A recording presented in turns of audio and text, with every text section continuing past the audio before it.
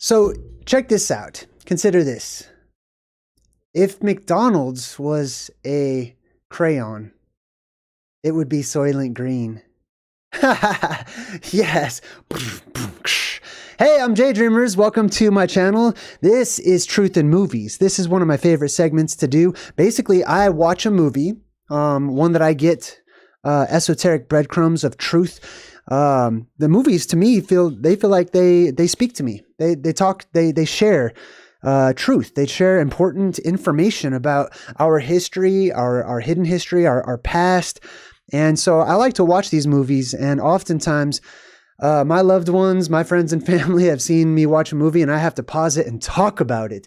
So I decided to make a series out of that. This is called Truth in Movies, and today's movie is called, well, it's from OATS Studios. They actually have a lot of different movies, just like in the same vein as Black Mirror and this thing on Black Mirror and Love, Death and Robots, Twilight Zone, stuff like that. I love those kinds of things where there's like short little stories, all seemingly, unrelated to one another, or are they, right? So that's what OATS Studios brings to the table. Good to see everybody in chat. I hope you enjoyed the little joke I came up with while I was waiting for us to start.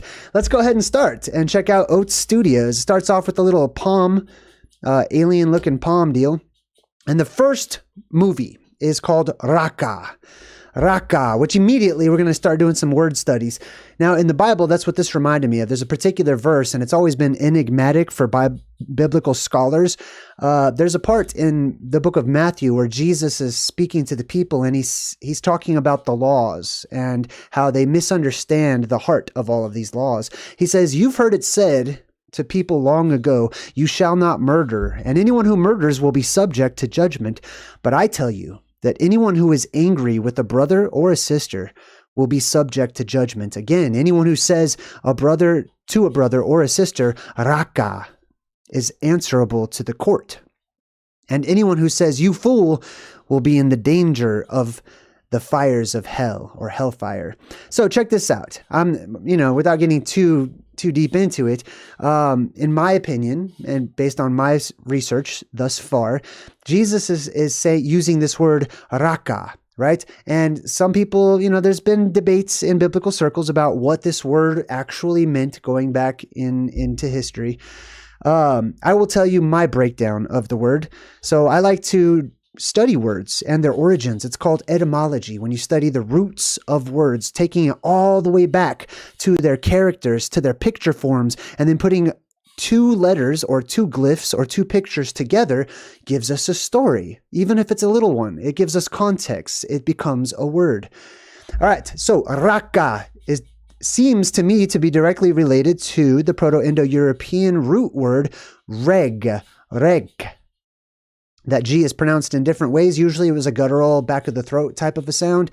And it means, or it implies, to direct in a straight line, and thus to lead or to rule. So this is, for example, where we get the word regulation, right? To follow the rules, to do as you're told, to walk a straight line, right? That straight line is very important because it's directly related to the concept, biblically speaking, of righteousness or sin.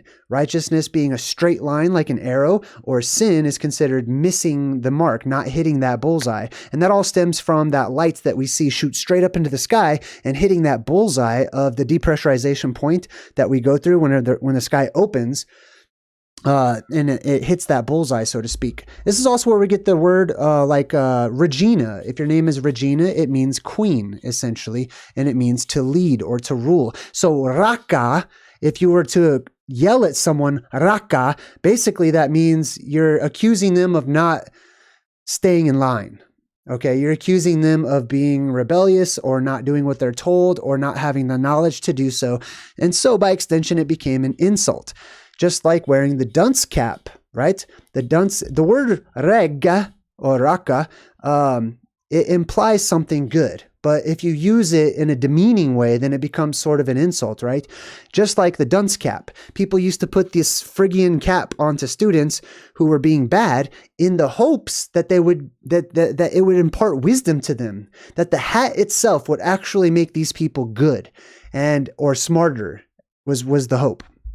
But over time, it came to symbolize stupidity because they put the stupid children in the corner with the dunce cap. Yes, we used to do that here in America. All right, Rakka. Now, if we go to Farsi, Rakka, in other words, they have different meanings and variations in different languages. In Farsi, Rakka literally means to hit or to strike. All of this is going to come into play when we watch this movie called Rakka. Now, it starts off saying, we were humanity. And then it's got like some flags with some humans of Leonardo da Vinci's Renaissance man or whatever it was he drew. He says, we were humanity. So this is a post-apocalyptic scene already. They've gone through some sort of an apocalypse. And now there's the survivors are talking to us. We are no more than pests now. Well, humanity is kind of pest-like in the current status of things based on, that's my perspective, okay? It might not be yours, and if not, that's fine. But basically, we've got an alien invasion. That's what this little short movie is going to be about, an alien invasion. Here you can see this sort of insectoid-looking alien there, and they've captured the humans. So let's learn more about this and how it's directly related to real history and prophetic of a future that we will one day see. We're no more than pests. And then here's one of the, now they're aliens in this movie. They're kind of reptilian looking. They have like a lizard sort of a feel to them. And they've got all this interesting, like smart black goo type stuff, you know, that attaches to their bodies, to their crafts and stuff. We're going to go over that too. But as you can see, this guy right here, he's the whipping master. Okay. He's whipping all the humans who are not satisfying whatever he wants them to do. Right. So this is one of the aliens. This is one of the little reptilian looking aliens that's whipping the humans. Remember, Rakka, to strike, to hit, to go straight, and by extension, to cut or to separate sometimes too. So he's actually doing the action of Rakka, which is to try to keep these people in line and by hitting them, and he's whipping them. And it says they came here to exterminate us. Now, I'm going to tell you right now, there will be an alien invasion. Okay, this is all my opinion, my perspective, etc. Okay, so sometimes it's easier to say something absolutely real quick, but I also want to check myself. Okay, it's my opinion. But according to my studies, we have gone through many alien invasions in the past. They're just cartoonified. They're colored with a different, a different crayon, or so to speak. And our history books recount the times when the aliens have landed or fallen or floated down or come down from above, not just people, but animals and insectoids and what I call Fantazoids and stuff. They came here to exterminate us. Now, there will be an invasion or there will be an arrival of otherworldly entities and beings that come down into our world and up from within our world too. But are they here to exterminate us? Some may be. The legends seem to indicate that there are those who are malevolent, that mean to use us as food or other means. However, it doesn't mean that they all are. But in this particular film, they're definitely showing you the bad ones, right? Here's one of their ships. It's kind of hard to see, but it's covered in all that black goo stuff. And it says they took our history and culture. And then it shows you the Eiffel Tower and stuff there too.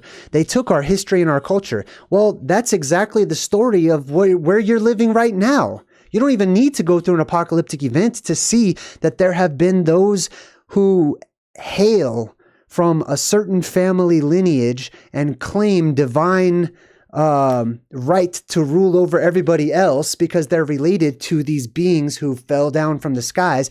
They took away our history. Right? Our history has been forgotten. Now, I believe that our history, our true history, esoteric and hidden history, I believe that a huge portion of that has been forgotten, and we are to blame ourselves for that, right? We don't share those stories of the apocalypse time and time again. We start to lose our senses, and we start to forget things. But other things have definitely been hidden from us, and they took our culture as well. Who are we these days? We don't even know. Nobody seems to know. Everybody's so mixed up. They don't have any sense of belonging or identity. You know what I mean? Which removes, for some, their sense of purpose. So they do a close up on the Eiffel Tower here. It says they covered our landmarks in dying humanity. Now, these beings in this movie, right? Here's all the dead humans being hung from the Eiffel Tower, as you can see. And the entire Eiffel Tower is actually covered in bodies, as you can see there. Now, esoterically speaking, looking through this from the plasma apocalypse mindset, right? Many people are going to get sucked up into the sky during the depressurization event. And I've mentioned how that's possible many different times. And there's other possibilities as well. But many legends and myths and even some religions and stuff talk about an event where people get sucked up into the sky, right? Not just people, but objects and animals and plants and all kinds of things, regardless of how heavy they normally would have been, right? They get sucked up into the sky. Many people are going to they're going to land and they're going to hit into stuff like tall objects like the Eiffel Tower here, right? Many people will literally be squished and die in the air as they're flying about, hit by boulders or crushed by semi-trucks or whatever it may be, right? And since it is Halloween month, I'm going to focus a little more on the gory aspects, at least in this video, because we're doing horror videos. But I'm going to back it up. I want to balance it out. So I'm actually going to do a video later on about the tree of life or the fountain of youth. All right. So all the dead people, boom, sticking up against the tall objects. It says the wail of the dying carried for miles.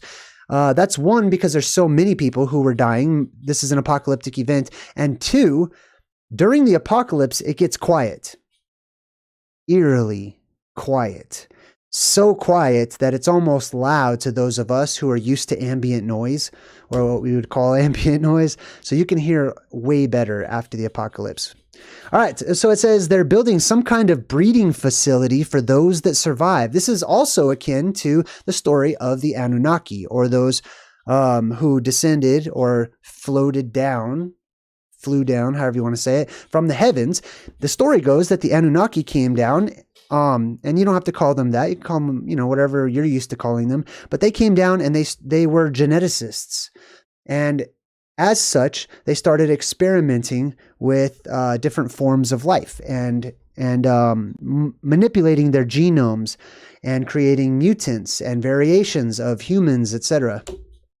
So that's what's being shown to you right here. It says humans becoming some kind of surrogate incubators for the alien young. Now check this out. Okay, I've got this touches on a lot of different things for me. One, Fantazoids. I talk about this often, and it's come up quite a few times.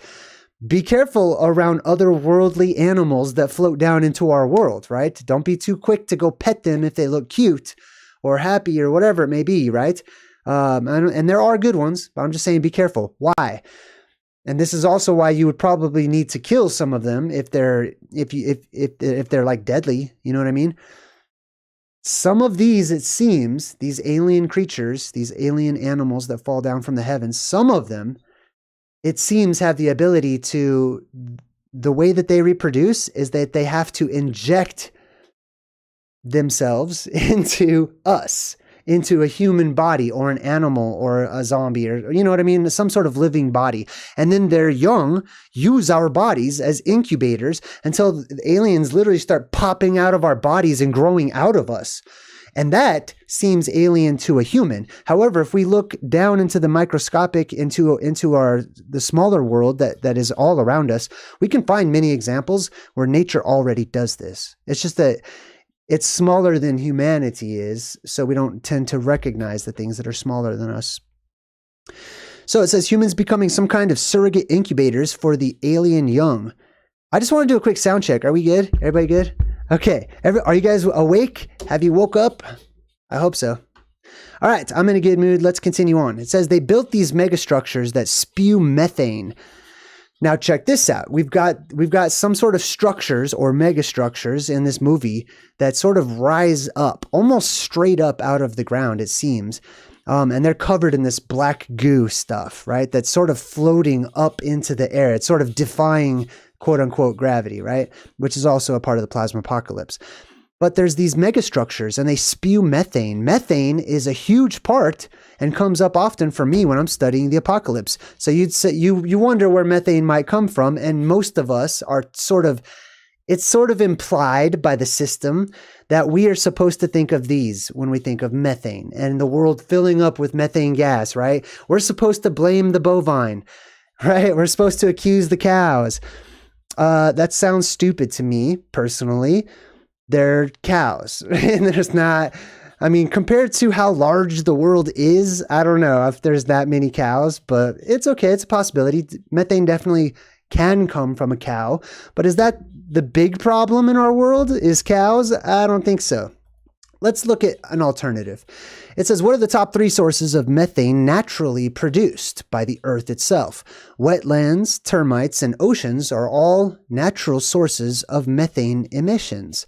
Interesting. So the ocean produces methane, wetlands, and termites. Okay. Let's check out another source. One of the biggest sources in the world. Permafrost. Permafrost covers a quarter of the northern hemisphere's land and stores around 1.5 trillion metric tons of organic carbon. Remember that word. Twice as much as Earth's atmosphere currently holds. Most of this carbon is in the remains of ancient life, encased in frozen soil for up to hundreds of thousands of years.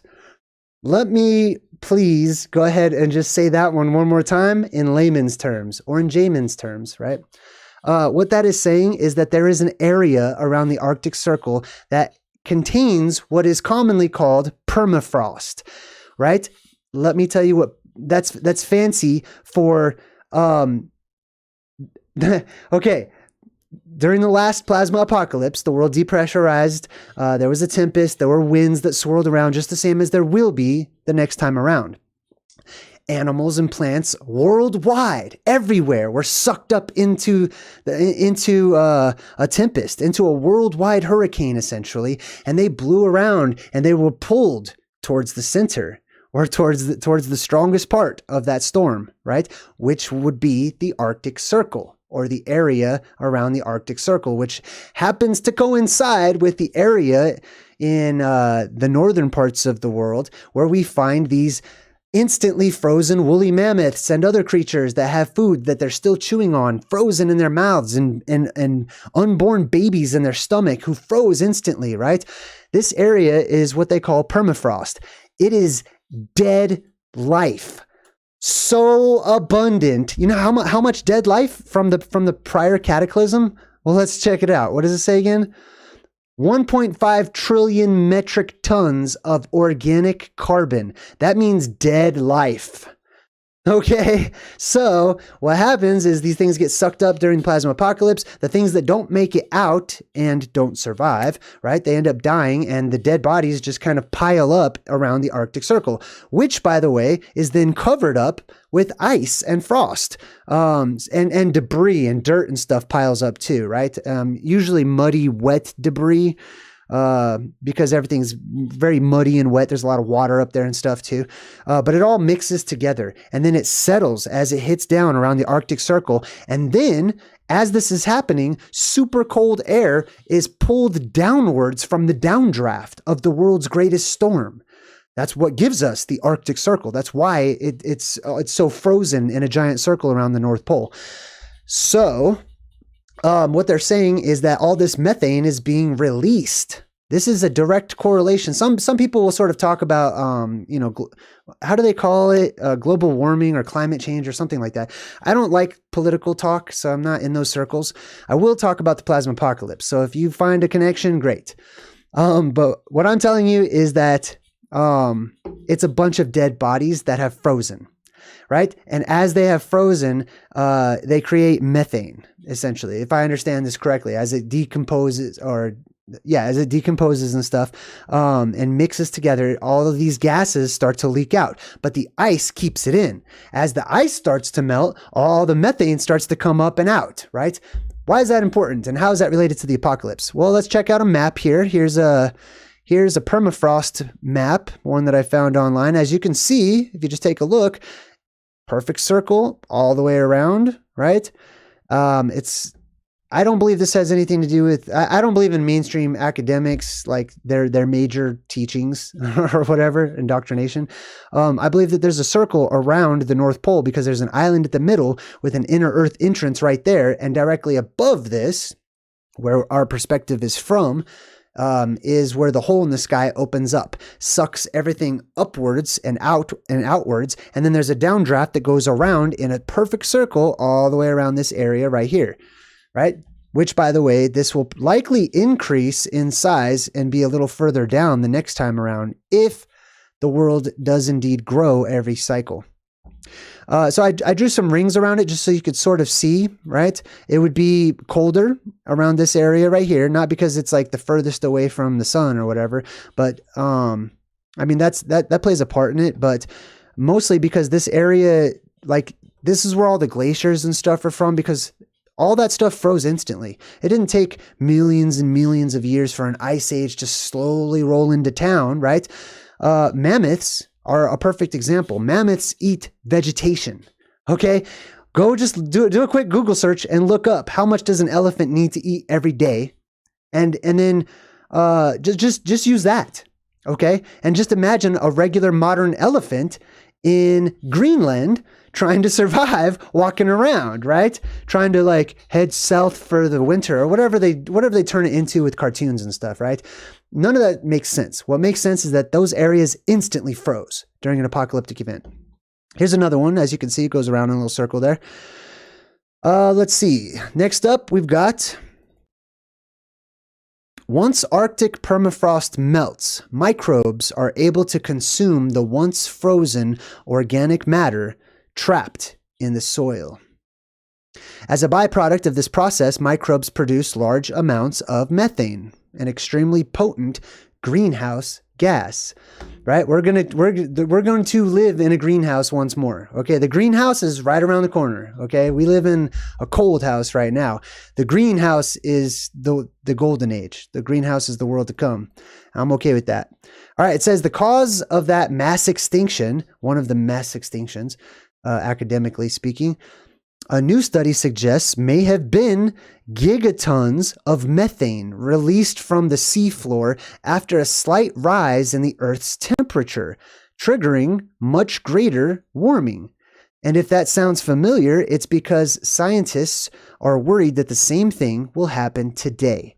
So we have a direct correlation, one in the movie that they're showing, Rakka, right, with an abundance of methane gas being released with an apocalyptic event in a fictional story. And then two, we have a connection with that fictional story to reality, to real life, right? Real thinkers are out there saying, there seems to be a correlation with an increased release of methane gas from the Earth and the apocalypse, right?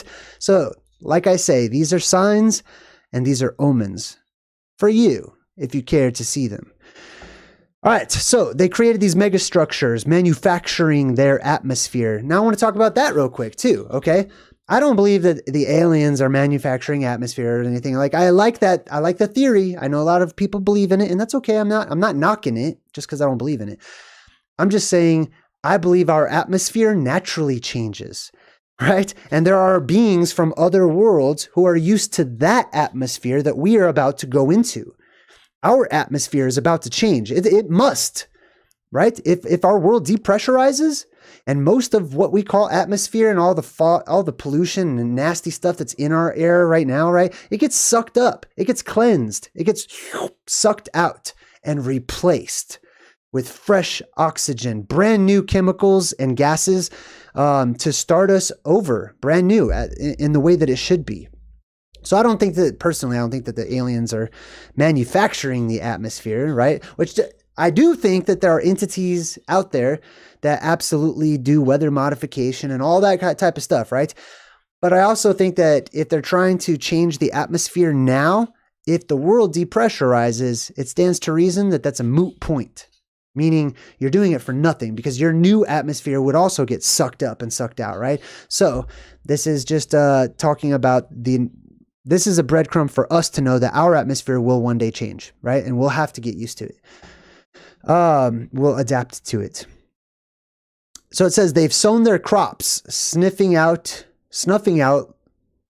our plant life. That's another thing too. See, in the movie, they're blaming all of this stuff that's happening on the aliens and the alien invasions, right? They're looking for someone to blame. And they notice that these creatures, these beings came down. They seem like bad guys. They look messed up, right? They're enslaving people. So maybe they did everything. Maybe they changed all this stuff. Symbolically speaking, I'm saying they did not. Symbolically speaking, I'm saying the earth goes through changes. So it says they sowed their crops. So alien plant life, right? Which snuffed out our crops or our plants. Those are our plants that we are used to seeing in the world today. Thanks, Martin. Hey, thank you.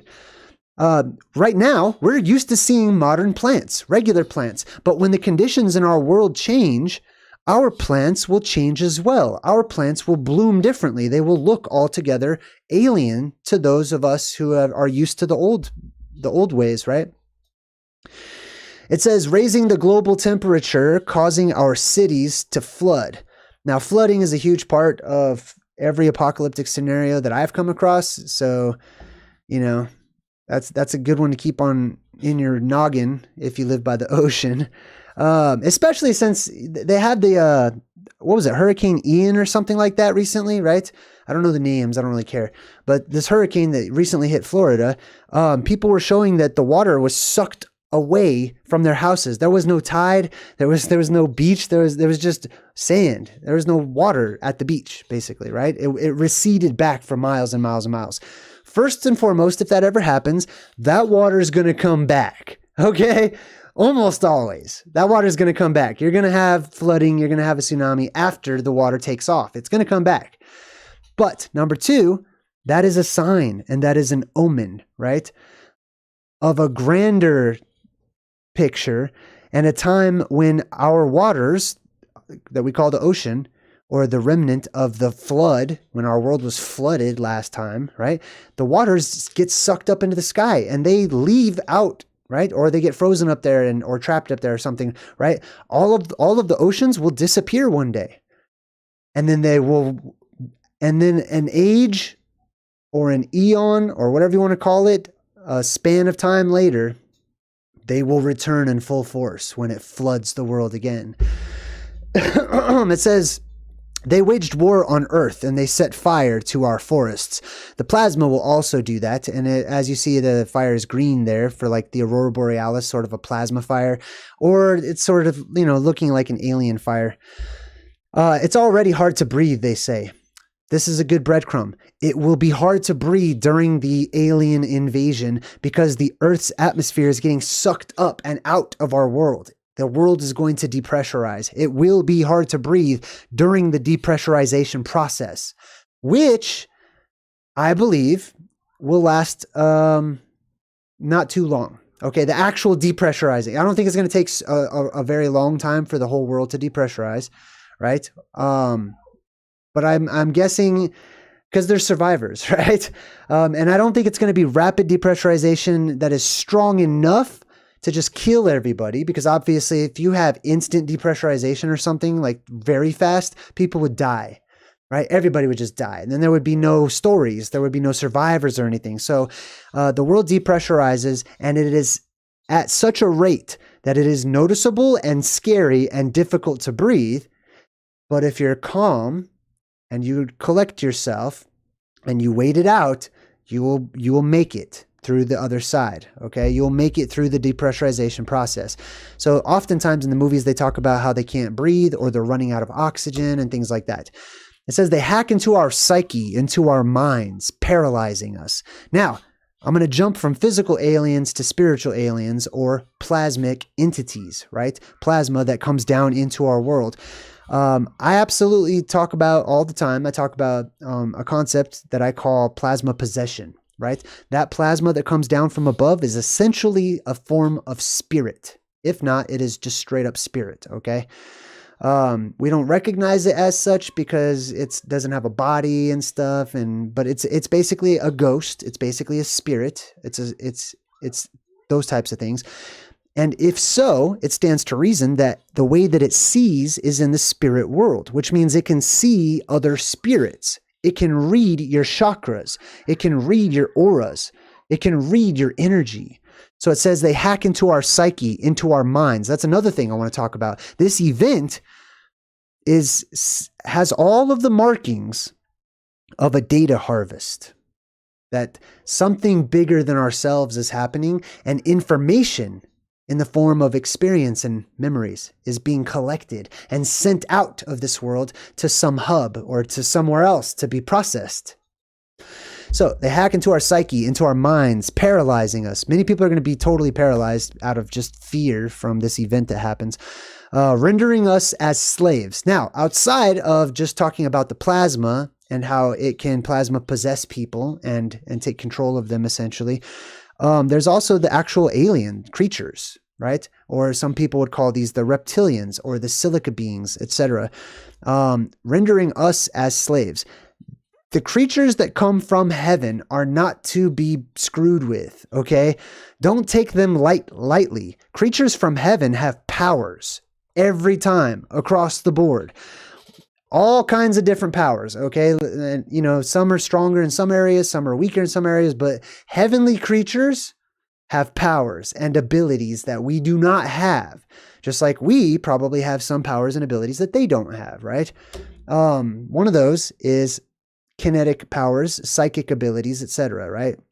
They live in an area that is highly electromagnetically charged. And so they themselves are highly electromagnetically charged. As a matter of fact, eyewitness accounts have said that people who have come near to these heavenly creatures or beings or aliens, it affects them. They get dizzy. They feel almost faint or sometimes nauseous. That's because you're near a strong spirit, a strong electromagnetic charge. You might feel that way when you're around people who have like an exuberant personality as well, because they have a strong spirit. It says, we've been able to design a brain barrier that protects us from their influence. Now, a brain barrier, you might as well say a tinfoil hat, okay? A fancy version of a tinfoil hat.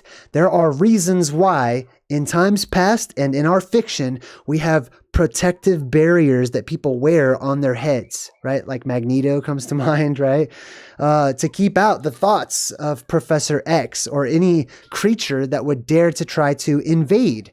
Not only that, but let's just say for a minute that they're not purposefully stealing your thoughts or invading your mind. Let's say that you have been imbued with a gift of telepathy and you're very telepathic all of a sudden and you have no idea how to control it, no idea how it works. You're probably just sharing all kinds of dark secrets with anyone that's within the vicinity of hearing it, basically, right?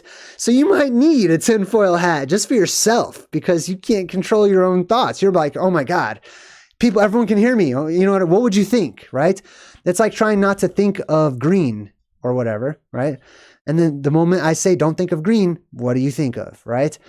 Don't think of all your deepest, darkest secrets when everyone can hear your mind. You might want to get a tinfoil hat in that particular case. It's the cheapest version of the brain barrier that you can make.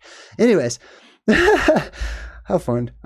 So they're the survivors. These are the survivors talking. Now, I was zoomed in on this part because this part grossed me out, okay? This is like cans of peas and stuff, some food that the survivors are eating. That's a big fat nasty cockroach or some nasty bug, okay? And this part was the most disturbing part of the movie for me. I don't like bugs, okay? I could deal with aliens, but not bugs. This thing's just crawling all over the damn food. And the survivors are just eating like it's family. like the cockroach, this just bothers me, okay? It's nothing esoteric truth or anything. It just bothers me personally, okay? I'm not eating that. I don't care if if that's the last can of peas on earth, there's a cockroach walking all over it. I am sorry, but that's just, I want to share some of my personality, okay? I'm not touching that. As a matter of fact, that happened to me one time. I was at the Colorado River camping when I was a kid, and we had made hamburgers, and I set my plate on the ground to grab ketchup or something, and a cockroach scurried across my burger, right? And I'm like, oh, that's the end of that burger. That burger's trash. And my uncle's like, what? Oh, you need to eat it. You know, it's just a little bug. You know, it's adding protein, blah, blah, blah. I'm like, nah, man. Nah. You know, I'm not that dude. I'm not eating that.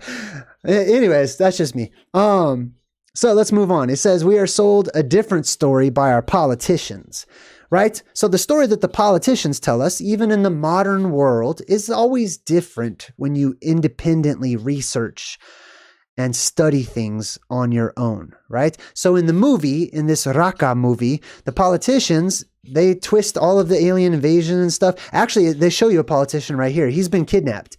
He's been captured. They cut his head open and they're manipulating his brain. They're putting some sort of weird bug stuff in there. He's upside down right now. Actually, check this out. I can flip that around. In the movie, it's upside down. But I forgot last time I actually wanted to do this. So the alien's standing behind this dude and he's doing brain surgery on the politician, messing with the politician's brain. Remember, this is also modern day. You don't need the apocalypse to know that to wait for the politicians to start lying to you, okay? Anyways, so they cut this dude's brain open, they put some stuff in there, and then he starts walking around on the surface talking to all the survivors.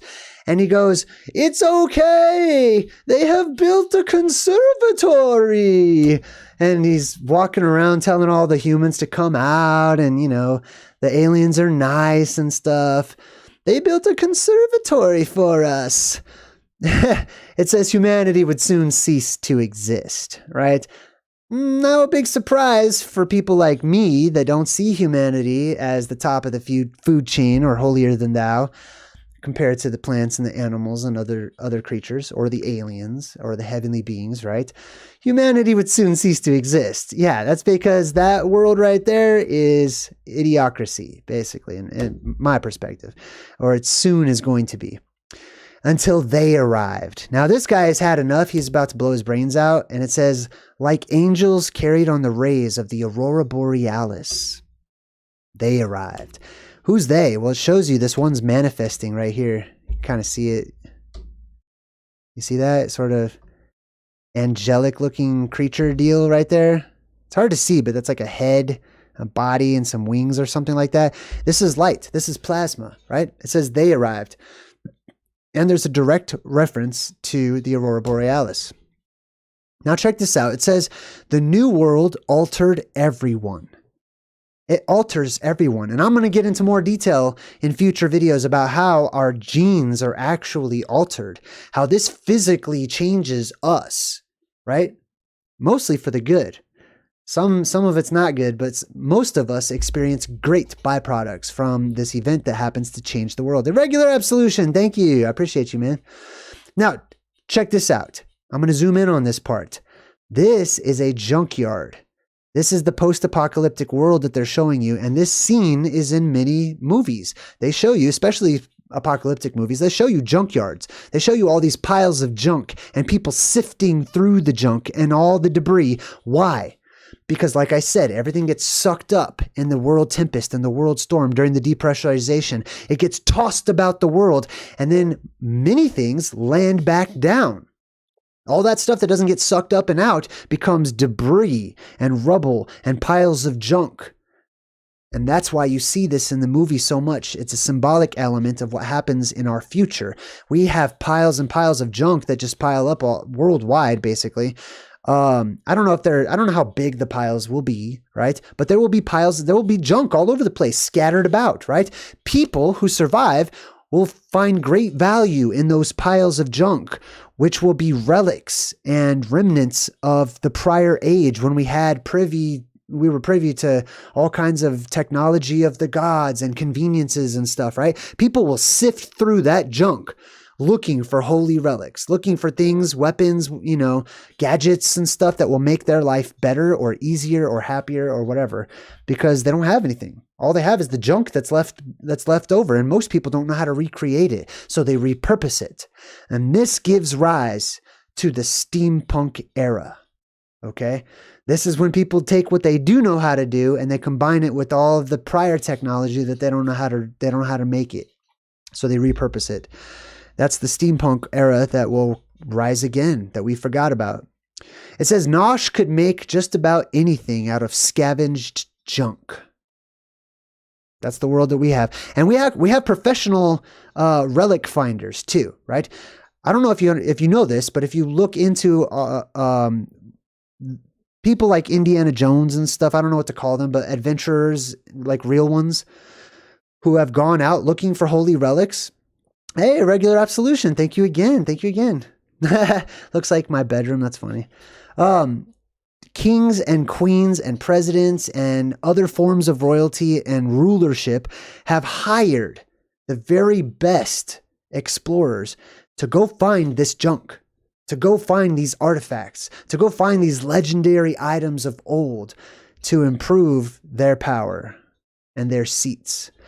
All right, moving forward, they want this dude to make brain locks, basically. He makes bombs and brain locks.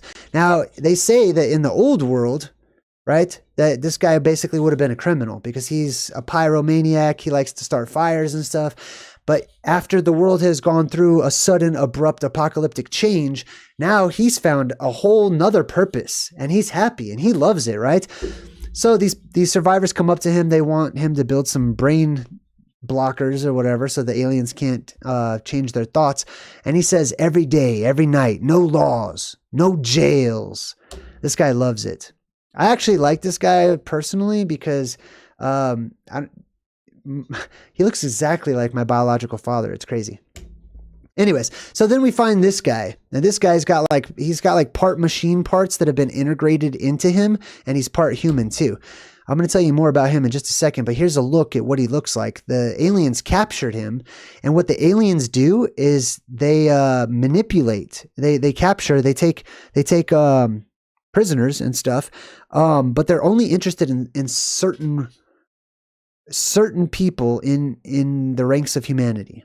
The gifted, essentially. And this guy's gifted, as we'll find out. It says the ones that are experimented on who survive. And this is sort of the underworld there. You can't see it very well. The very few. There's Sigourney Weaver. So the ones who are captured, the very few that survive. Her theory is it's because they have some kind of predisposition. Now, I want to time out real quick on that one, okay? Lots of people, I talk about the apocalypse quite often because it's my favorite subject. People will ask me, right? How do I survive? Like, tell me what the guaranteed recipe for surviving the apocalypse is, which blows my mind that anyone would think that I have that. But I would always tell them, get your butt to the North Pole. If you can find the inner Earth entrance, get in there and hunker down during the apocalypse. Great. Another one, though, is this concept of being chosen, the concept of destiny or being predisposed to survive. Some people feel like they're in a place. Like some people are in a place and they don't understand, they don't know why they're there. Some people have just up and moved to some random place they never would have gone to, but they feel a strong urge to be in certain locations. That is me. I feel personally like I have a predisposition to survive the apocalypse. I'm not even afraid. So that's why I have no fear in speaking about it with you. There will be dangers and hardships and trials and tribulations to go through, but in general, some of us feel like we're going to be all right. Now, she goes into more detail and says that those people that I'm talking about right now, she says that they are savants of some kind. That's what she calls them. They're special, right?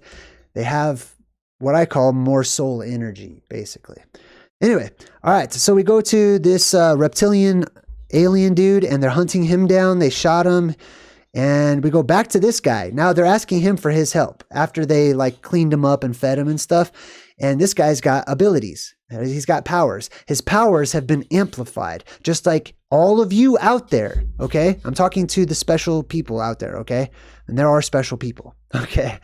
And they're not special because of God, the world's so upside down. I mean, special like powers. Okay. People with powers. Anyways.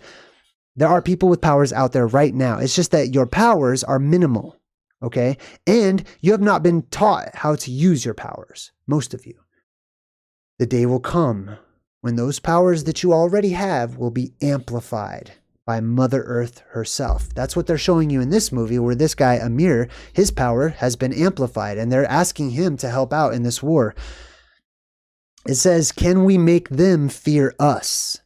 That's what they're asking this guy, Amir. Can we make them, the reptilians, the rulers, the czars, the sirs, the dinosaurs or whatever, can we make them fear us? Rightfully so. Well, I mean, actually, let me back up, okay? I don't like fear, okay? Nor do I like instilling fear in other things either. However, I understand where they're coming from, okay? Can we make them fear us? There are more of us. There are a lot of us in the modern world, in the world that we live in today. There are a lot. In the post-apocalyptic world, there won't be so many. However, all of the things that you get for surviving sort of make up for it. Okay, at least in my mind it does. Anyways, how do we make them fear us instead of us fearing them, right? How do we get rid of our fear? That's probably a better question to ask, I would say. Can we learn to hunt them? So, there's a war that takes place between those who are known as the fallen that come down, usually landing on Mount Meru, right? And the humans. It doesn't mean it's instantaneous war. Just because we see aliens arriving doesn't mean we instantaneously start shooting or whatever. But tradition shows that there is a pattern. There's a repetition. That there are these beings that fall down to our world. And eventually, there's problems between those beings and humanity. It says 1 in 10 million, like you. It's talking about the special people. It's talking about the people who are gifted, the people who have powers. Do I believe in that? Yes, I do.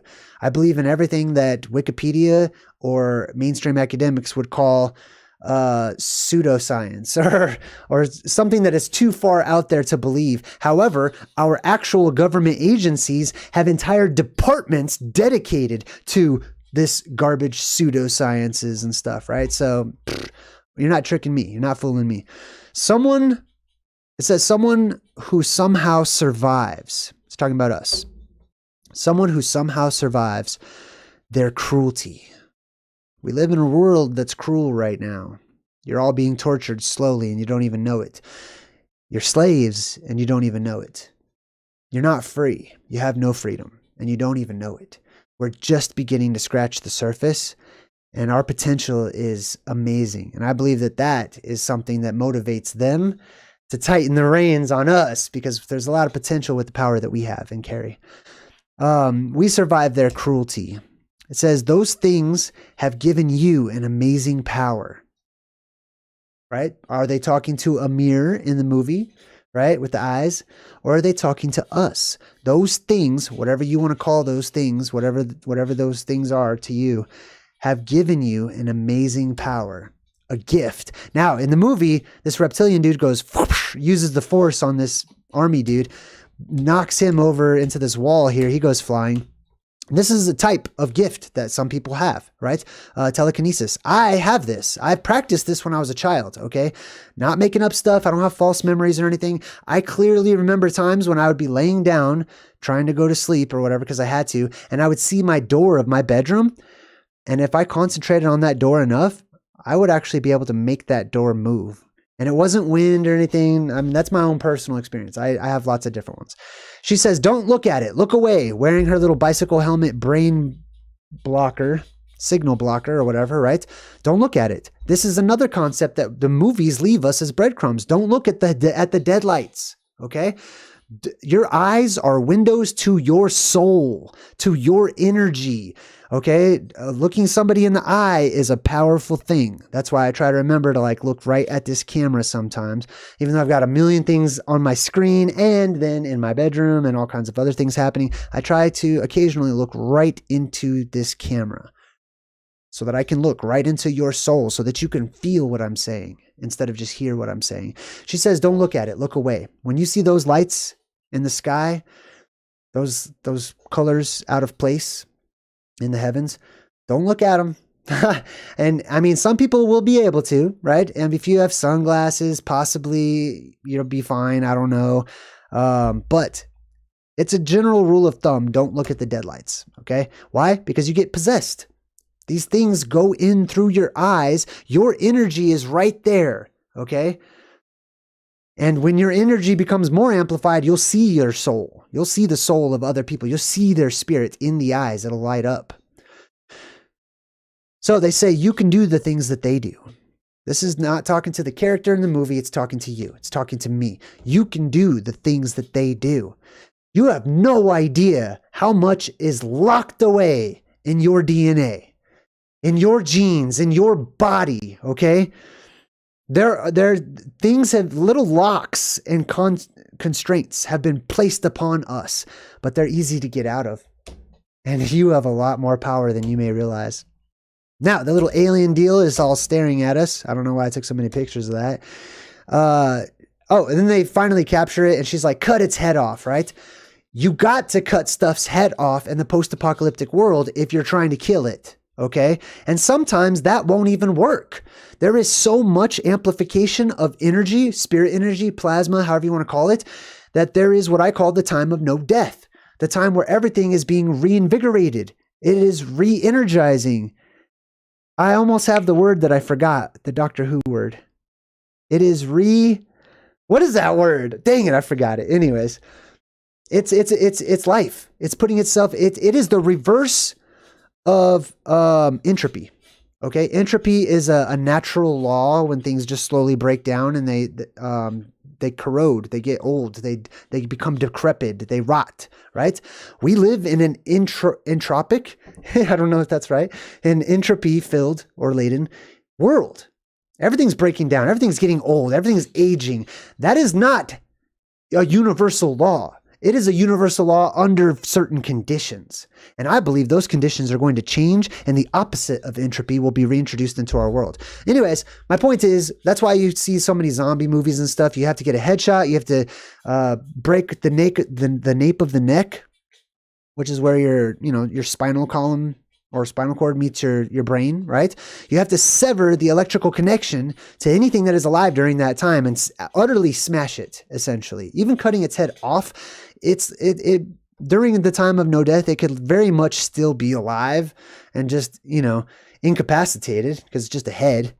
But I mean, you could cut someone's hand off, and if it has enough energy running through it, that hand will just animate all by itself. It'll be a hand. You know what I mean? Anyway. All right, back to this alien. So they cut off his little alien head or whatnot. He's there dying. They're about to hack away with the trusty safari knife. My brain, I forgot all the words today. What is that called? A hatchet? I forgot what that's called. Anyway, so he cuts the thing's head off, right? And then they say, Amir, it's time. You have to use what they gave you. It's talking to you. It's time. Right? It is time. We are being prepared right now. If you don't believe it, believe it. I don't know what to say. Okay. Many of us are being prepared right now. And that the very initial step of preparation is changing our minds, right? Believing that we are being prepared, believing that certain truths are being handed to us, spoon-fed to some of us.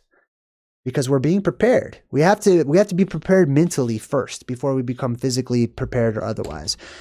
And that is Rakka. That's just the first movie. So check this out. We've got a whole bunch. These are all short movies. This is why it takes me like 2 hours. This is why it takes me as long as the movie actually is to break these things down. Excuse me. All right. Somebody in the chat highlighted my name. It's iFlyFPV says, JayDreamerZ, I'm telepathic, I'm telekinetic, I understand things today that made me think I was an outcast when I was a child and my younger years. I am the core, a loner, I tell you the truth. All right, sweet, I'm glad that you can relate. I'm going to go over the chat a little later whenever I actually rewatch this. So I'm going to let you guys have fun in the chat. I'm going to break down the movie. All right, so the next movie says, this world is not our permanent home. We are looking forward to a home yet to come. And that's a quote out of the Bible. There's a lot of Bible stuff happening and references in these movies. This world is not our permanent home. We're looking forward to a home yet to come. And I believe many people can resonate with that one. And then they show you this dude. This dude's tied up. His face is all mutated. I'm going to talk about mutants in an upcoming video. That's why I want to take a picture of this one. And then they show you this. It's a picture of a phoenix. Let's zoom in on this, see what we got. At the top, it says Feng Huang. And it's got the phoenix there on fire. At the bottom, it says Phoenix Program. Now, what this is showing you some sort of classified video from the military, right? So we're going to be watching a military classified video. Now I'll give you some context. It says in 1969, CIA responsibility was phased out from this Phoenix program. It was a real program. There was a Phoenix program in Vietnam, in the war in Vietnam, right? And in 1969, the CIA responsibility was phased out. So the CIA officially said that they weren't handling this Phoenix program any longer, which is very interesting. What? Anyway, it says the program was put under the authority of the Civil Operations and Revolutionary Department Support. Interesting. So let's jump into the movie, see what we got going on. We are in the An Giang province in Vietnam, 1969, the heart of the Vietnam era war. So it starts off, we're in a helicopter. There's probably some rock and roll playing in the music in the background. Napalm is just being dropped all over different forest areas. You can see the smoke rising from the fires and stuff.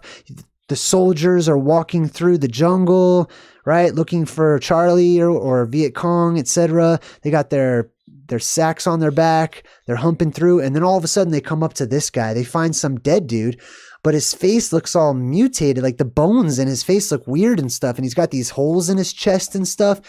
And this is like, it's a real documentary. It's like they're showing you like something that somebody found, like footage from Vietnam, right?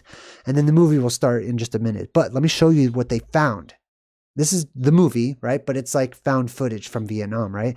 So they pull this guy's skin back, and on the inside, it's hard to see, but like he doesn't have human bones. He's got like this weird exoskeletal structure. This dude, who I totally took a picture because he reminds me of the Wonder Years. He reminds me of that kid, Marilyn Manson or whatever his name is. Anyways, Paul. His name was Paul. Anyways, so they're just showing you people are walking around in Vietnam doing their thing, and then they look up, and there's a camera guy looking up because they had people in Vietnam that were there to take pictures and photograph stuff. They look up, and you think that they see like a helicopter that's about to come in, but they're staring at it. They're like, what is that? Because it's starting to like break apart and change shape. And it's changing into all these different shapes, like it's breaking up or something in the sky, and almost not even after a few seconds, not even recognizable as a helicopter. It's almost like it's just changing into something else, or it's obliterated, or something's happening to this helicopter thing in the sky. And then they show you this. Check this out. There's like this circle of these people right above them. I took a million pictures to try to show you the motion. It's really hard if I don't go fast, but basically these people are just exactly like in Stephen King's It, right? The new remake, Underground. Pennywise has his little base where all those kids are floating in a circle above his little base. It's exactly what they're showing you right here. And it's not just people, right? So this is a little picture of the CIA document. It says the Omega event. That's what they're calling this.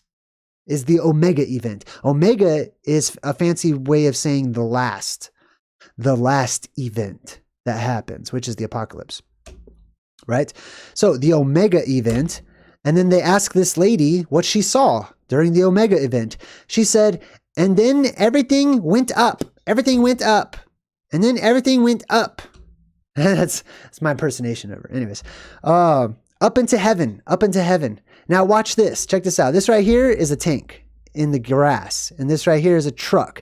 And these little debris and dots and stuff, those are people and debris and all kinds of stuff that's sucked up into the sky. Watch this. So the tank just lifts up into the air with the other tanks, with soldiers, with people, with vehicles. There's a helicopter off to the right there you can kind of see. There's objects just floating around in the air. This is kind of hard to see with the still pictures, but you could see it good in the first one, right? So all this stuff gets sucked up into the sky, and they're showing you this in Vietnam, right? Anyways, so now we go to like the movie portion. This is like the actual movie, like, okay, a few years later, here's what happened. Oh, actually 1 year later, 1970, Vietnam. 1 year later, we got this lone soldier, and he grabs a spear for some reason when he's hunting an alien menace, and he's totally got a gun and everything, but he decides to grab a pole, a spear, which is very interesting, right? Because we're talking about the symbolism of the apocalypse, and the pole, the beam that shoots up, that is the ultimate weapon, basically. So he grabs his spear. He's underground in this little area during the apocalypse, or symbolically. And then there's something in the darkness in that cave back there. I can't quite make it out. Oh, it's this guy. This guy pops out. It's just a regular human, right? And he's just walking towards him. I'm sure there's nothing wrong. I'm sure it's fine, right? But then the regular human takes a swing and starts to try to attack this guy. So there's this fight scene. He jams the spear into the dude's chest. Kapow, right? And then he pushes him away, throws a frag, throws a grenade out at him. Boom. The grenade explodes, blows this dude up, and then an alien pops up. And we see that dude was actually this thing, this creature. It was an alien disguised as a human. That's another concept I've seen come up many times in the movies. These truths, these breadcrumbs that they're giving to us, where they basically say there are humans out there that are not human. They just look like humans, right? There's actually a really good part in this book one of my favorite books. It's called the Sword of Truth series. It's a whole series of books. There's this part where the main character, Richard, is hanging out with the mud people, who are kind of like, Native American Indians or something like that. And the elder looks at this chicken, and he calls it the chicken that's not a chicken. Because it was not a chicken, right? Just like this guy is a human that's not a human. He's actually an alien. So underneath the human skin, we see that the alien physique is revealed. And that is the end of Firebase. No, actually, this is the title, and they stick that right into the middle of it. So actually, that's not even the end of it. This goes on. So we're going to continue on with the story. So imagine, right? We're in Vietnam. They just had this post-apocalyptic sort of plasma apocalypse event happen where everything gets sucked up into the sky. There's zero gravity for some reason right over Vietnam. There's all this fires. Everything's being set on fire. There's some sort of alien presence in Vietnam. Interesting. Could this be an alternative story to the real one that we were told? Possibly. This guy works for the CIA. He says, "I'm Jacob Palmer, Central Intelligence Agency. He's here to help out," or whatever. And then they see like there's all these dead people lying around, and he goes, "The river god did this 3 days ago." 3 days comes up a lot for me, right? There's the 3 days and the 3 nights of darkness, basically in the apocalypse. He says the river god. Ooh, who's the river god? The god of rivers. The god that sometimes on ancient depictions shows rivers of water actually coming out of his sides. Who could that be? I wonder if somebody in the chat might know. All right. He says, "You're still drawn to it? You have to kill it, yeah?" So this guy, this soldier, is drawn to the river god. He like has this purpose that he needs to kill this entity. Now, this other guy says they were monsters in the shape of men, just like how we were talking about. They wouldn't die, not by shooting them. That's the time of no death, which we have many allusions to, or we allude to many times in our pop culture, in our movies, in our fantasy and fiction. The time of no death. They wouldn't die, not by shooting them, right? That's when I called in the airstrike. So basically, the dead are being raised by the river god. This dude freaks out, insists that they napalm the heck out of the whole place. "We lit that jungle on fire and we burned everything." And then they show you the napalm exploding and going all over everything. And there he was, just standing there, not running, just standing, burning in the napalm. And you can see that figure just kind of standing there, right? Burning. I took a lot of pictures of this one for some reason. No pain, invisible. Now, no pain is also something that we'll see a lot of, right? Whenever it comes to one of the omens that the apocalypse is upon you, is the nitrous oxide clouds, and there are other gas clouds as well too. But the nitrous oxide one definitely makes it so that you don't feel pain. It numbs you out, and it makes you kind of giggly and happy. Invisibility is another interesting one. I'm going to have to look more into. I don't have a lot on that right now. He says, "My boys are saying that they saw the devil." The devil. And that other guy from the CIA says, "Yeah, that's right. And I want your men to help us kill the devil."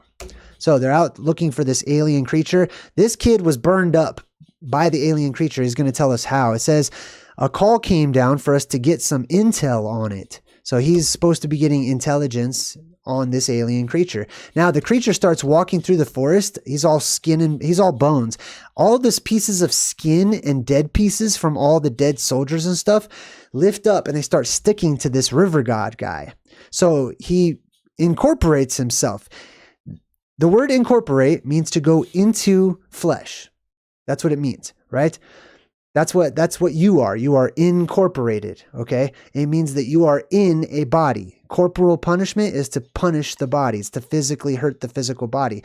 But when you are incorporate or incorporated, right, then you are inside or placed inside of a body, right? That's exactly what it's showing you here as this river god walks through and all these meat pieces start sticking to him, creating what sort of looks like some sort of human shielding, what do you call that? Protection, armor or something like that, right? So it wraps all the way around his little skeletal structure and everything. And then when it's done, you can see he looks like this. And he's got like this meat exoskeletal structure deal. And he says that he was just looking at him. The river god, there he is. And then the kid with the burnt face, right? He says that as the river god was staring at him, suddenly he was transported to a different location during the daytime where these aliens were invading this city or whatever. And there was this blue flame that they had. It was like blue napalm, he describes it. Like a propane flame napalm, and it was burning everything, and it got on this kid and he was actually burning. He says everyone was burning. Symbolically, this is unfortunately, it's a sad part of the plasma apocalypse. There will be people that burn, that die, and there will be lots of fires, okay? The fires of heaven will descend from around our world in what we call the plasmasphere. They will seek to ground themselves, and they'll hit shrubberies and bushes and trees and all kinds of garbage and stuff, and there will be a lot of fires, okay? So some people will be burned.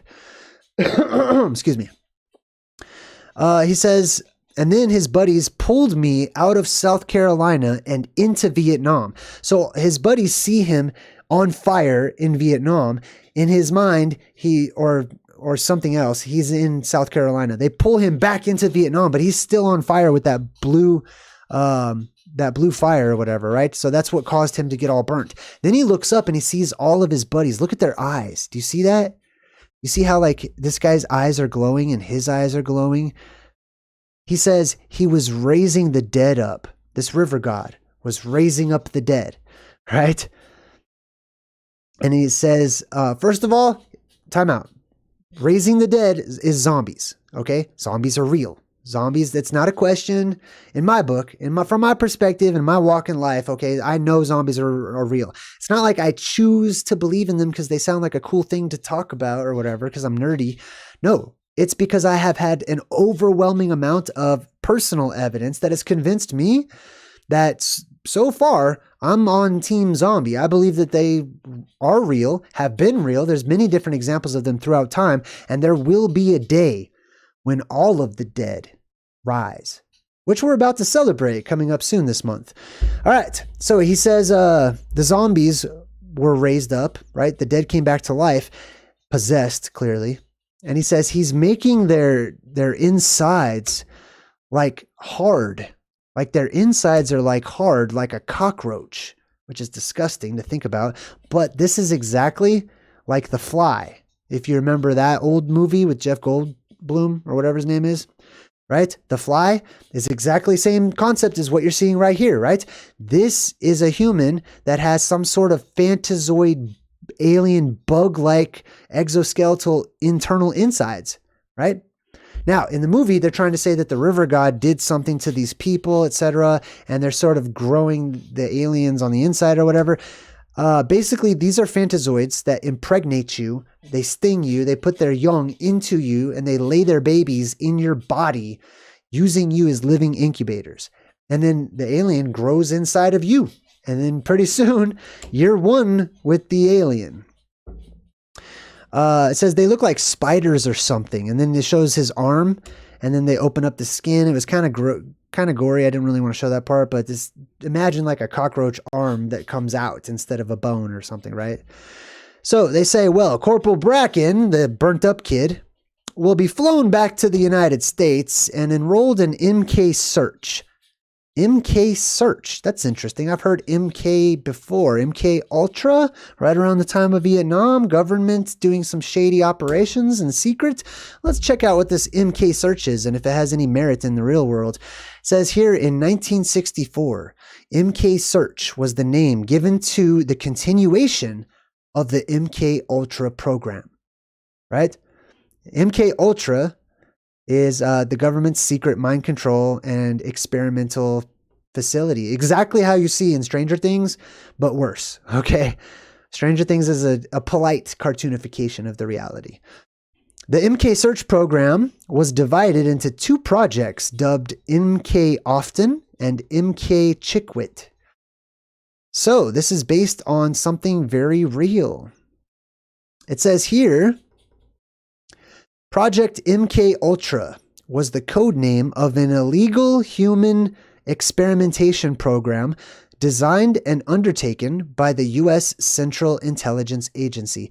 Now, it says illegal right there, but if it's the government doing it, that should tell you a couple of things. One, doing things like that is illegal for you. That's what that means. It doesn't mean illegal for everybody, okay? Illegal means for you. Two, the government is above the law. Okay, the CIA, the Central Intelligence Agency of the government, right? Which means mind control, literally. They're above the law. They can do whatever they want to. There is no limitation whatsoever. There is nothing that is too immoral, too bad, too gross, too wrong for them to do. There are no laws against them. They are the lawmakers. They are above the law. Just make that very clear, okay? The experiments were intended to develop procedures and identify drugs such as LSD that could be used in interrogations to weaken individuals and force confessions through brainwashing and psychological torture. All the X-Files episodes ever, basically. MK Ultra used numerous methods to manipulate its subjects' mental states and brain functions, such as the covert administration of high doses of psychoactive drugs, especially LSD. They really like to talk about and focus on LSD, which to me throws up a red flag. Like, I'm sure LSD was a small portion of what was going on there. But they bring it. They're too happy to throw LSD out there as sort of a catch-all. I don't like that. There's something fishy. I feel like things were way worse than just a bunch of dudes tripping and getting scared by the government. I feel like it was way worse than that. All right. Not only that, but LSD. Anyways, let's move on. Other chemicals: electroshocks, hypnosis, sensory deprivation. Bit my cheek. Isolation. Verbal and sexual abuse. That's called rape, by the way. That's like a nice way of saying rape. This was all done by the people who you report to on a daily basis, in addition to other forms of torture. Like this is... my mind is blown, man. The world's upside down. The world's crazy. They're all bad. They're all evil. They're all messed up. And I can't wait for it to change. Anyways... these are the people that you work for. Okay. If you have a job, if you make money, if you pay taxes, if you're one of those types of everyday Joes and Janes and stuff like that, this is who you're part of their system. You might not report directly to them. Okay. But believe me, you're all Illuminati. Okay. You're all somewhere on that chain of hierarchy. Usually most of you are on the bottom of it, but that's who you work for. Okay. Now, the good news is it won't always be like that, okay? It wasn't always like that. And the good news is we're learning this type of stuff now so that we can prevent it in the future. All right, so let's check this part out real quick. We'll get back to the movie. Other related cryptonyms, that means hidden names for this project, include Project MK Naomi and Project MK Delta. Naomi. That one's come up before. That's right. When I was watching this video about hidden messages in the national anthem that would play when TV stations would sign off during this particular time, the Vietnam War era, they would play the national anthem at the very start of the day and at the very end of the night. They would play this. I remember staying up watching it. And if you look at it, I have paused it in the appropriate places. words flash just before the actual lyrics to the national anthem. This one says bye. Okay? That's about to be in a split second. It's going to be covered up by some other words, but I had to pause it perfectly. It says bye, and then right here it says ultra by Naomi. You see that? I'll play it one more time real fast. See how fast I can do it here. All right, pay attention. It's going to start right here, and the words are going to sort of spread across this way, and they're instantly going to disappear, okay? By ultra by Naomi. See that? And you can look that up. That's official. Anyways, so this is truth, okay? This is not movie. This is not fiction. This is not made up stories or whatever. There are elements of strong truth to these things that are shared with us. All right, back to the movie. It says his name will be stricken off of the rolls. So they just get rid of people that know too much, right? Or they just take away their identity. Your identity is just on paper. It's in a computer somewhere. All they have to do is delete it and give you a brand new identity. All they have to do is tell everyone else who you are, and that's what they will believe. You can give somebody an ID card that has your picture on it and everything, and they wouldn't even believe it was you because it says that you're somebody else. He'll be officially MIA. The guy says, you should get some sleep. The guy's like, I don't sleep anymore. Now, that's not like a joke like, oh man, I'm so scared. I saw this alien creature. Like, I'm just not tired. I have so much adrenaline. This is, I mean, in the movie, it's portrayed like that. But symbolically, when we go into the post-apocalyptic world and our world is reinvigorated, right? Re-energized, revitalized. What's the word? I'm almost there. Regenerate. Yes, regeneration. Okay, sweet. Thank you. All right. So when we're regenerated and the world is regenerated, you won't need to sleep. Okay. Like, it'll be weird. You'll feel like you should sleep, and then you'll feel like maybe there's something wrong or something. If that happens to you, breathe. Okay. You're fine. That's a good sign that you don't need any sleep. You also probably won't need to eat anymore either, but that's a different story. Now, this guy immediately, there's something special about this guy. Okay, all of these are about somebody special, basically. This guy's head starts to hurt right where his sinuses are. He puts his hands up there. Remember when we broke down the night of the comet, and that woman did the same thing when the comet came? Like, everyone's grabbing their sinuses and stuff. That's because of the depressurization that happens. That leads to your nose bleeding, or eyes bleeding, or ears sometimes can also bleed if your sinuses are injured. So this guy's having a serious sinus headache. Basically, it is a foretelling of the plasma apocalypse. Then he talks about how he has these dreams. He says these dreams, they're more like visions because he doesn't sleep, remember? So he sees things. He's starting to see things a little differently. He says it's trying to tell me something, but I can't understand what it's saying. He gets these visions. Then he sees the helicopter and it's on fire as it goes through the air. And then the guy he's talking to, the CIA guy, says, you know what? I spoke to the soldiers in your previous unit. I've heard all about the accounts that they say about you. Heinz isn't meant to die. Heinz is protected by a divine hand. Objects were put into your path to shield you.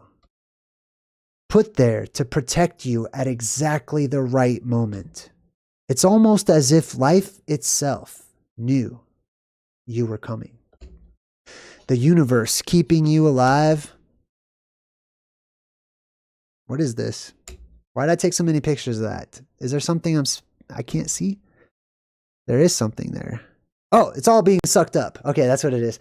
Like, I took a million pictures. It's hard to represent motion when you're taking still frames, unless you pay it. You see, when I do it fast, you can kind of see. Oh, look at that. Did you see when I held it down? That looks pretty good, actually. Okay, I took a million pictures of that. Anyways, you can see all that stuff is getting sucked up, right? There's an increased buoyancy factor underneath all this stuff, pushing it up into the sky. Saving you as though it had a plan for you. So let me go back. Okay, I was distracted by all this stuff getting sucked up. This is talking directly to many of you out there. So I want to speak to you, okay, and give you the message that it's giving you. Remember, we were talking about those who feel like we're chosen, who feel like we have a predestination to survive the apocalypse, and we're not sure exactly why. I'm going to say it's an honor, and I'm going to figure out why. and I'm going to start living a better life so that I can bring more value to this place when the time comes. All right. Heinz is protected. You are protected by a divine hand. Okay. Objects were put into your path to shield you. They were put there to protect you at exactly the right moment. It's almost as if life itself knew that you were coming. I want to talk about this, right? Imagine all the times during the day where you could have died. Every day. Every single day, let's admit it, there's a million different ways that we could have died. Okay? All kinds of things could have happened, especially if you're out driving a car and there's another lane right there next to you and you're just trusting everyone who's mostly wacko and psychotic. You're trusting all these psychotic wackos to not just, for random reasons, smash into you, right? You survived. There's a million ways that we all could have died every day. And something seems to just kind of be guiding some of us. It says the universe keeping you alive, saving you as though it had a plan for you. And I believe it does. I like to believe that. It sounds like a nice thing for me. I believe that there's a plan for me. I believe I have a purpose and a spot. I'm on the roster for a reason, damn it. And I'm gonna play a good game. So now we get to the river god. This is actually the river god. So that guy earlier that was walking around sucking up everybody's meat and stuff like that and throwing people into psychic South Carolina or whatever, that's him right there. This little Asian dude says he had a wife, he had children, and then basically the Americans came in and killed all of the only family he ever had, and he's heartbroken. And he's so upset. His energy, like I said, I believe there are those of us who have a strong spirit, okay? And there are those who have weak spirits, and that's fine too. I'm just saying. When you have a strong spirit, it comes out. Your power, oftentimes, these powers that people have that are latent within many of us, they come out subconsciously, okay? Usually something happens to spur us to become very emotional. That's why the easiest one is the weather, right? When some of you get really sad or really angry, God, man, when you get angry, it'll be angry weather. Oh my God, it'll be thunder like you never heard. Lightning will be cracking off everywhere. And usually those are very short-lived storms, right? They come for you, basically. They're attracted to you. But anyways, your energy can manipulate things. This guy is getting so upset on the inside. He's burning with his passion, which causes him to basically spontaneously combust. And his face burns and his skin comes off of his face until he's basically like Nicolas Cage in Ghost Rider, right? It's pretty much what he turns into. Which I believe that there's a lot of truth to that too. I'm actually going to probably talk about spontaneous combustion in an upcoming video where I talk about people's faces melting and stretchy superpowers and stuff like that. All right. Anyway, so go back to this guy who's on the hunt for the river god. And he says he was so upset that the very fabric tore around him. I don't even think that he knows that he's doing these things, these horrors, manifesting reality through his subconscious thoughts. Wow. Whoa. Rewind it. We need to say this one again. This one bears repeating because imagine it's talking to us, not even, forget the whole storyline, okay? They're talking about you. Like imagine two people are having a secret conversation and you're able to listen in. And they say, I don't even think that she knows that she's doing these things. These horrors. Manifesting reality through her subconscious thoughts. Manifesting our reality through our subconscious thoughts. I've been talking about this when I did the video about the backrooms, right? I was talking about why the backrooms are such an important little piece of the puzzle because it is collective manifestation through our subconscious thoughts. And we are getting reality from it, from creativity, right? Changing matter inside the dead, reanimating them as visions of his own hell. And then you can see that finally the guy, he was like, hey, somebody help me. He calmed down basically. And then he went to the hospital. And then when he was at the hospital, he started making everything, all the metal stuff started to float up into the air. As you can see here, like all the little scissors and whatever they had there, they started to float up into the air. And it says that he gained a power. He gained invisibility, right? I'm actually going to look more into invisibility. Invisibility is pretty easy. If you can manipulate your aura and energy, you can become invisible. I can imagine that, but I'm going to study it some more. Telepathy, right? As a god walking the earth. And then he starts to disappear like Hollow Man style. Says now he's got some weapons for this soldier to go out and kill. The CIA guy wants this guy dead. Why? Because if you have those types of abilities, that means you're more powerful than the government, than all of their armies, than all of their hired goons and whatnot. So therefore, they want you dead. If you're a superhero, you're the bad guy. Okay, if you have superpowers, you're the bad guy, because government means mind control. It means to control the thoughts. It means to control the mind and therefore the populace. If you cannot be controlled, that automatically defaults you to the bad guys in their minds. So they're out to kill. So this guy's got special weapons to kill this guy. Now, on the other hand, the river god also symbolically represents the plasma apocalypse. Okay, so there's a few different types of symbolism or symbolic imagery being used simultaneously. And they do that a lot too. He says this is the electromagnetic coil gun.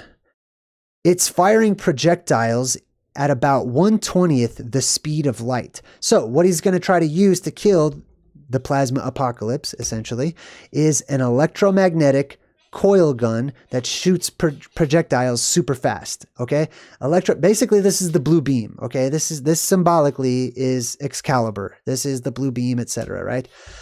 It says then this other weapon he has. It says it creates a magnetosphere, positive and negative polarity.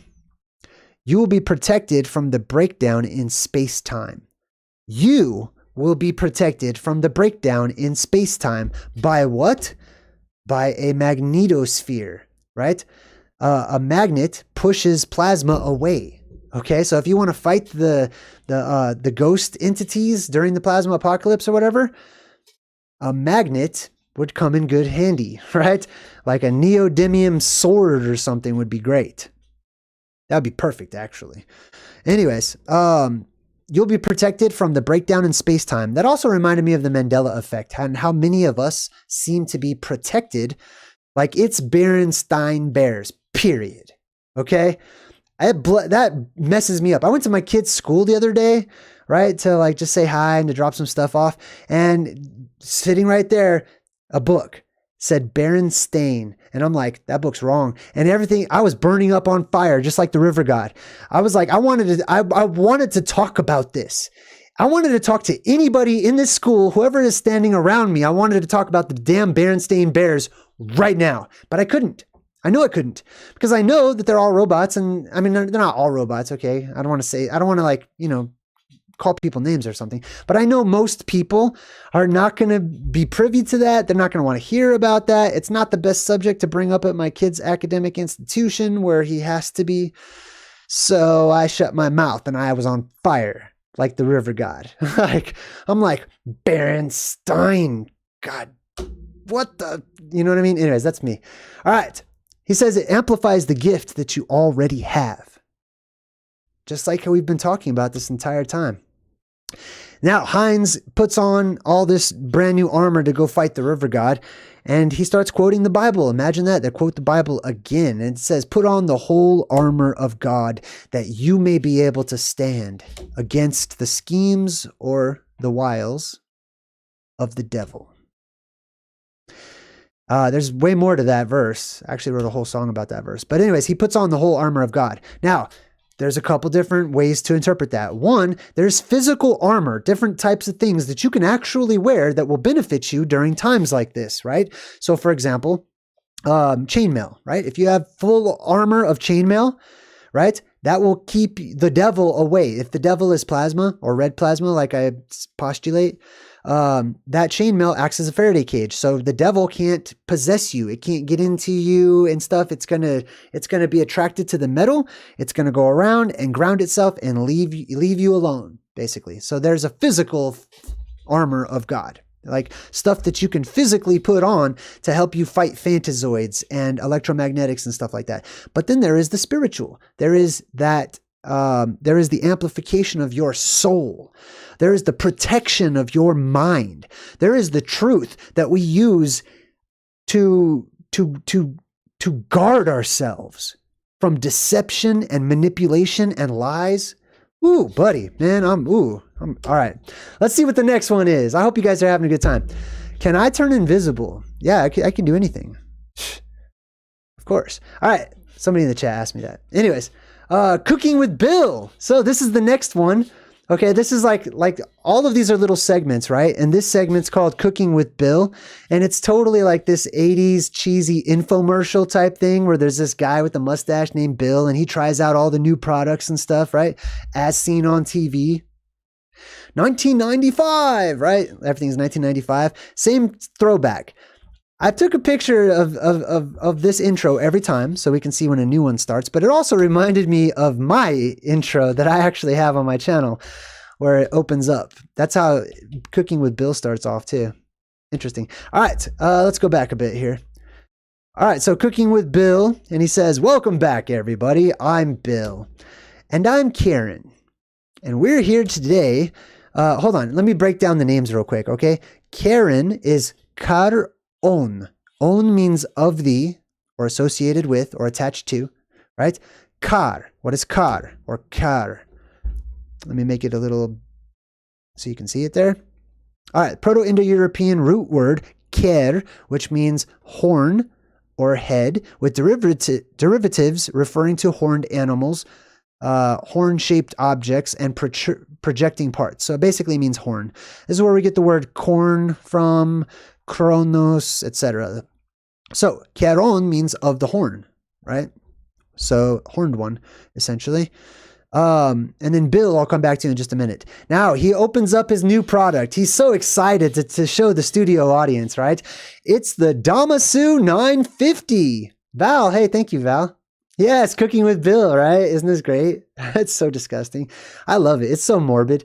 All right, so check this out. It's a regular infomercial, right? The Damasu 950. Oh, ooh, everyone's oohing and awing in the audience, right? And now look at this thing. It's just got all these crazy knives. It's got like a motor on it, right? It does not look like a kitchen appliance, right? Now, Bill, let's see what Bill's name is and see if it's related to what we're watching. Now, there's many variations of Bill. This one is from Old English, and it basically means a weapon, specifically a sword that has a hooked blade used for chopping. It's a chopping tool. So from the Proto-Germanic bili, which is Bill, it's a word for cutting or chopping, a weapon that can cut and chop. So basically, if you're not in wartime and you use that weapon in the kitchen, it's the Damasu 950, right? Now, Damasu is also a Japanese word. And here it is right here. Damasu. Damasu means a Godan verb with su ending, and it means to trick, to cheat, or to deceive, which is very interesting too. Loki is the trickster god, and he's very much related to the plasma apocalypse, as we reference often. So we've got the Damasu 950. Nothing could possibly go wrong with this. So Bill's like, have you ever been trying to cut a piece of cheese with a regular knife? He's trying so... it's just so frustrating, right? I love it. He's so cheesy in this thing. He's dead serious. He's like, it's just so frustrating, Karen, right? That's right. What about that turkey leg that just won't come off the body? That's a weird way to say that, okay? A leg that won't come off the body. Now let me show you something, okay? That all of these are related. It's fun for me to find the connection in all of these, okay? I hope you guys are having a good time in the chat. I wish I was in the chat with all of you, but I will be later when I rewatch this video. Anyways, so all of these have something in common. I want to see if you can find out what it is. I'll probably tell you pretty soon here, so let's see if you can guess. But the Damasu is all these knives, and he's like, what about that turkey leg that just won't come off the body? That's weird. Imagine you're a turkey. Imagine there's a million universes, and there's a world full of turkeys that are like us, and they watch TV and stuff, and this comes on, and they're talking about ripping a turkey leg off of the body to eat it and stuff. They're giving you another perspective on eating what we call meat, okay? Which is people, animals, humans, whatever you want to call them, okay? It's very weird the way he's saying this. The turkey leg that won't come off the body. That's because it's not supposed to come off the body, because you're not supposed to eat it. The things you're supposed to eat, and I'm not like trying to lecture some, I eat meat, you know what I mean? Like I'm changing my ways, but I also acknowledge the truth. Okay. I know I shouldn't be. I know it's not good for me. I know there are way better options. Okay. So that's why I feel okay and comfortable talking about it. And I'm also okay with people who eat meat, because everything eats everything else in this crazy fractalverse that we live in. So I'm not choosing sides. I'm just saying, okay, some things in this world allow you to pick them freely, and they come off rather easily, and they're easy to hold, and they taste sweet and stuff like that, right? Anyways, he cranks it on. He cranks on the Damasu. Damasu turns on. It's got a 23cc engine. He pulls that sucker on, and all those knives are like, he got like a chainsaw in the middle. And he puts it up to the cheese, and then they replace the cheese with the turkey. So now they're just shredding this turkey, right? Not trying to get a leg off of it, right? They're just abusing this turkey basically with all these crazy knives that are hacking it. And he can't get a hold on it really good. It's just kind of shredding it up.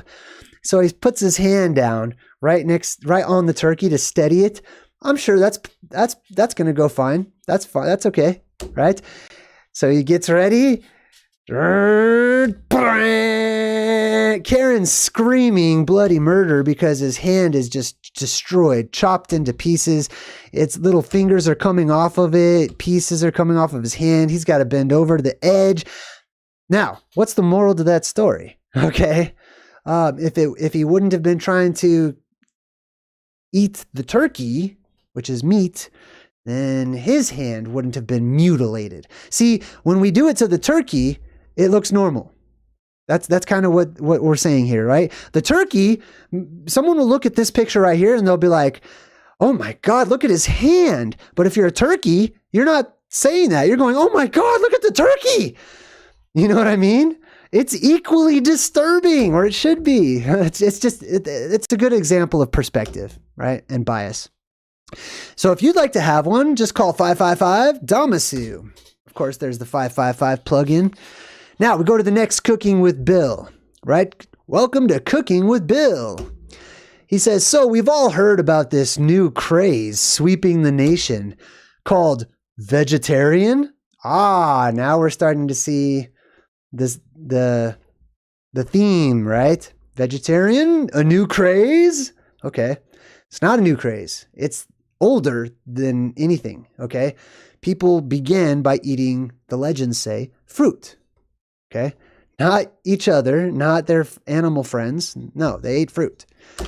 So this new craze called vegetarianism, yes, people left, right, and center are ditching meat in favor of healthy vegetables. And look at Karen. She's like, imagine that, right? It's so insane.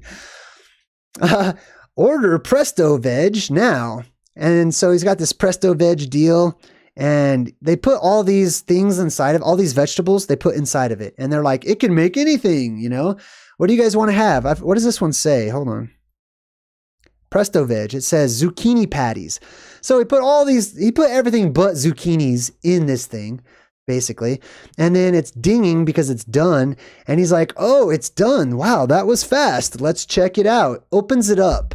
And on the inside, instead of zucchini patties or vegetables of any kind, there's raw, bloody, rotten death of flesh. Looks like there's a pig's foot or something right there, right?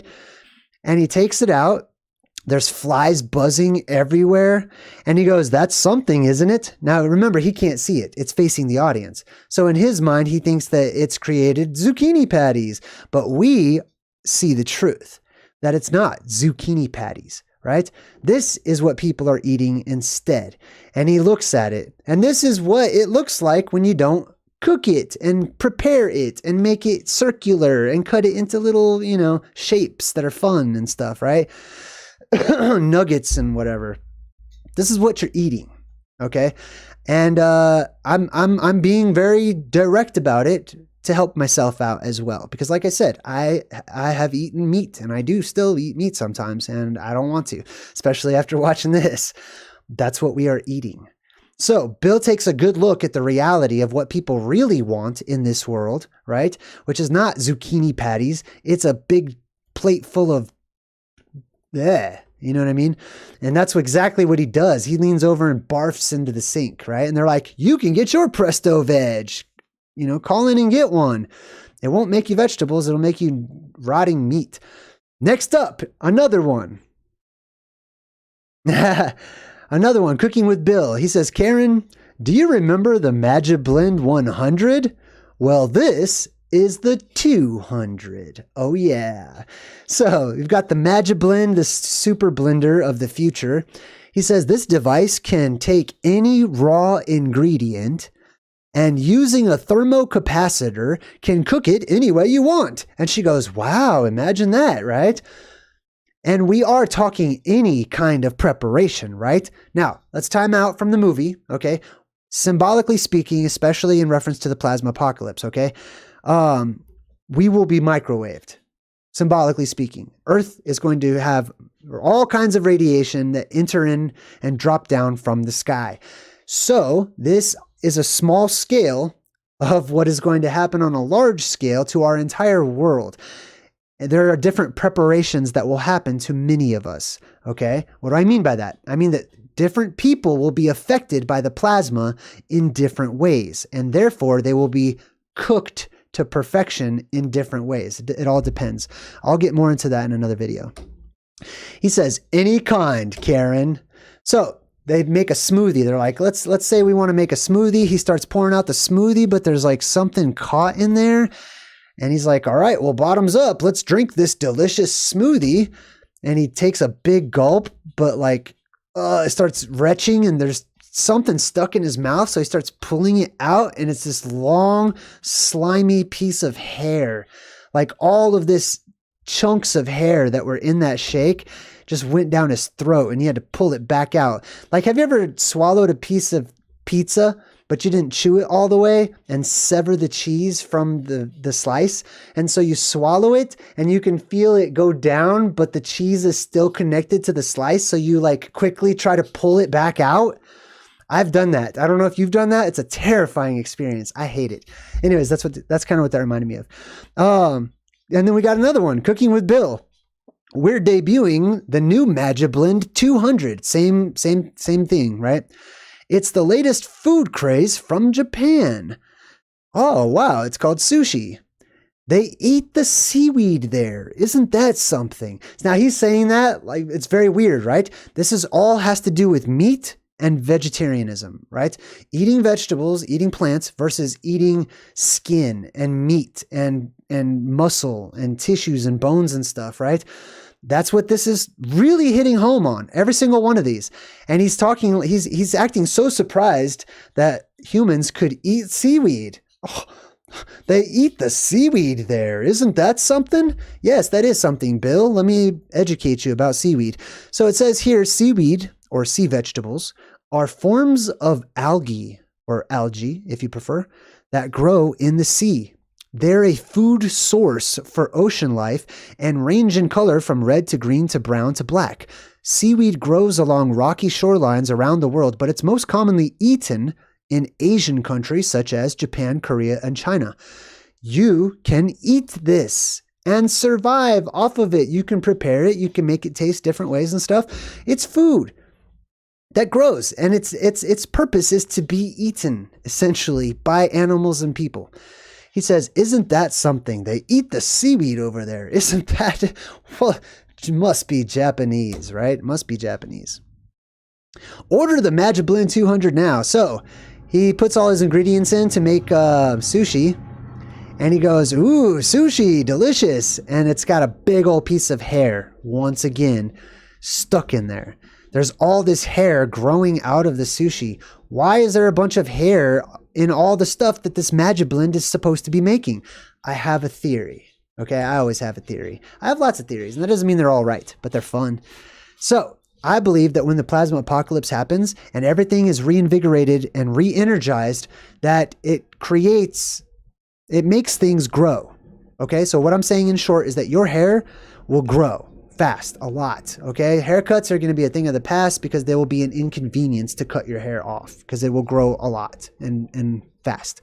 So a lot of people will have and regrow long hair once again because your body will just it'll grow the way it's supposed to, and it'll be beautiful hair. Okay, all the kind of hair that you want to see, that you want to have in the shampoo commercials. Okay, you'll get that hair. It'll be shiny, it'll be thick, it'll be everything. Anyways, so the hair grows out of whatever ingredients that he had put into there, which, as we've seen, is usually there's some sort of meat in there, and they're just sort of pretending like it's vegetables. It's kind of, possibly what's going on. All right, you can get the Magic Blend 200 too. All right, now we're moving on to the next one. The next one is called God, and it's a little short. And we start off by seeing the city. So we're way up high. We can see the city way down there, and there's like a cloud that rolls in. So there's some shadowy area. Oh, wait. It's not the city. There's a guy there. Well, that guy is God. Now check this out. This is how they portray God. God's just chilling. This is what he likes to do. He's super rich. Okay, so he's got a butler and everything, and he likes to sit in front of his little table where he has like a futuristic version of The Sims, which is us, basically. And we live on God's table, right? On that flat surface in front of God. We live there, and he just watches us. He's amused. So his butler comes up to God, as God is watching the human channel, and he says, "Sir, Lucifer just sent up this most fantastic bottle. It's a 1976 Chateau Neuf de Pape, sir." Chateau in French means house, essentially. Neuf is 9. De Pape means of the Pope. So that would be 1976 house, 9th house of the Pope. Anyways, just a rough translation there. So Lucifer sends up a bottle of wine, and he says, "Well, he also sent his usual letters, sir, offering to patch things up." So immediately, they're letting you know that whoever Lucifer is trying to do something nice for God, and that God is somehow holding this grudge against Lucifer. So they're not painting God in a very nice picture, and they're painting Lucifer in a nicer picture, basically, which is interesting. He says, yeah. You see that building in the middle there?" And they look over at the building. He says, "Yes, set it on fire. And the one next door, set that on fire too. I want to see what they do." So God is just like a kid just watching TV, basically, and he gets to interact with what happens on TV. Kind of like some of you sometimes in the chat, whenever we got trolls in the chat and they try to say something crazy to get my attention. That's very similar to what God is doing, but to the whole world, all right? He says, "I want to see what they do."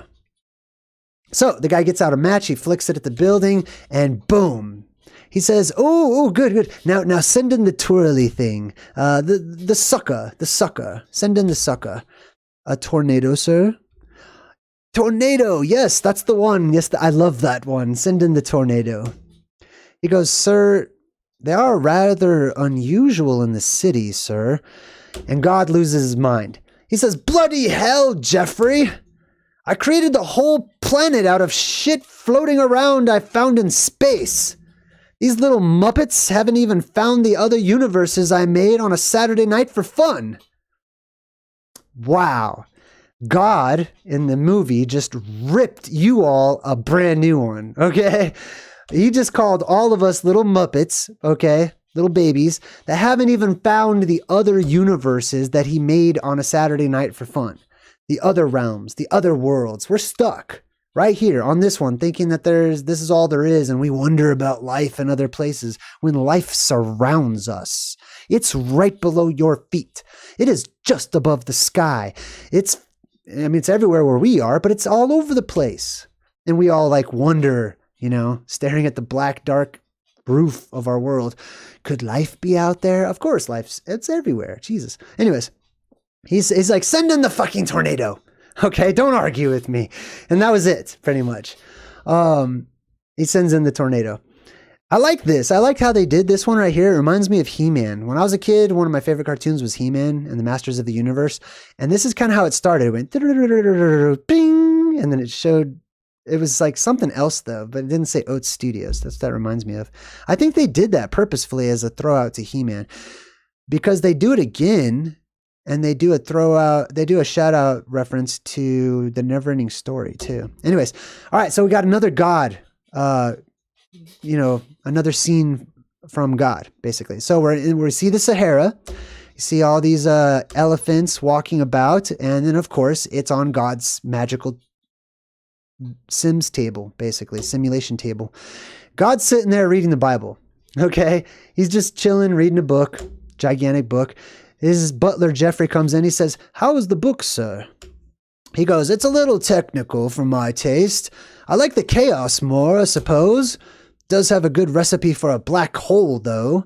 Ah, interesting that he would say that one thing when there really isn't a black hole in the Bible, right? But he's interested in all the chaotic parts of the Bible. I think that's the Bible. It could be a different book, but I'm pretty sure that's what he's reading.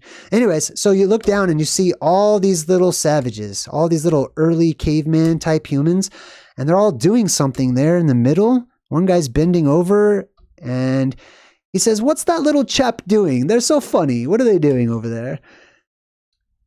It says, "Wait a minute, fire? I give fire. What bloody period is this?" So he tells Jeffrey to blow out the fire. He's like, "I didn't say they could, little pompous humans. I didn't say they could have fire," right?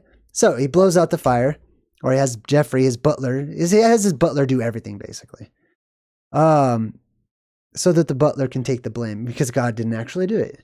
So Jeffrey blows out the fire. He says, "Yes, must shrink their brains again." Jeez, right?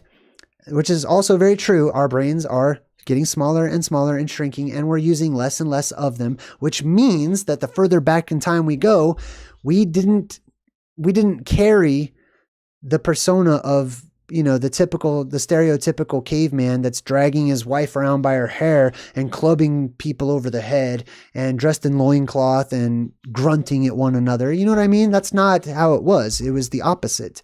We're getting into those days, right? We're devolving, degenerating. I don't know what the word is. Anyways, you get it. Now he sends them off back to his cave, right? And one of the guys comes out of the cave and he's like, "For God's sake, what is it now?" And they all start doing a little rain dance in a circle. He says, "I believe it's a rain dance. We forgot to turn off the drought." So he spritzes them with some water, and then God gets all uppity about it. And he's like, "Oh, they're so excited over the teeniest little things," which is true. We are. We're like that big. Okay. Imagine all of our tiny little insignificant problems compared to the greater reality that we're going through, that we are a part of and unaware of, right? We're so excited. We are so excited about the tiniest little things, right? There is more. Oh my God, there's more. There's way more to reality. He says, "Do it again, Jeffrey. Spray some more. Spray. I want to see them dance again. Do it again." And so they spray it again. And he goes, "Oh, look at their little loincloths going. Do it again. Do it again." So God's having a good time. They're spraying. All the little humans are like excited and stuff. And God's loving it, right? Now all the people are dancing around. He goes, too precious, too precious. And he goes back to reading his book. And he goes, "Release the plague, Jeffrey." He's like, "What? Sir? Release the plague." And he goes, "Okay, I better not argue with God again. He ripped my butt open last time, right?" So he gets the special plague bottle, spritzes the people, and they all start falling and dying, basically. And they pass out and die. That was it. God's just like, does not care. He just gets excited for a quick little moment, which is like, epics and ages in our time or whatever. And that is OATS Studios' God. Now, the next one we come to starts off. I already knew what this was about before, like with just this picture. I'm like, okay, there's some sort of fog, some sort of thick fog, and the wind is howling. This is the plasma apocalypse. This is what it looks like when the air depressurizes. All right, cool. Oh, everything's red. Yeah, this is definitely plasma apocalypse. I bet we're at the North Pole. And then the words popped up before. I didn't take a picture of the words before, but I knew I was at the North Pole before they said they were at the North Pole. They said far north mining operation in the Arctic Circle. That would be the area of the North Pole, right? We got the red lights, which is to say that this is happening. It's an emergency, right? It's magic, it's danger, it's all those things, it's life. And that represents the red sky. When the sky turns red, that's when the monsters appear, that's when the fog appears, that's when the aliens invade, and that's when we get superpowers, that's when magic returns, etc. So all of that is coming to my mind the moment I saw this. So I'm like, wherever this is in the North Pole. And then it's like, blah, blah, blah, blah, Arctic Circle. Blah, blah, blah. I'm like, yes. Oh, I can't tell you how good that feels.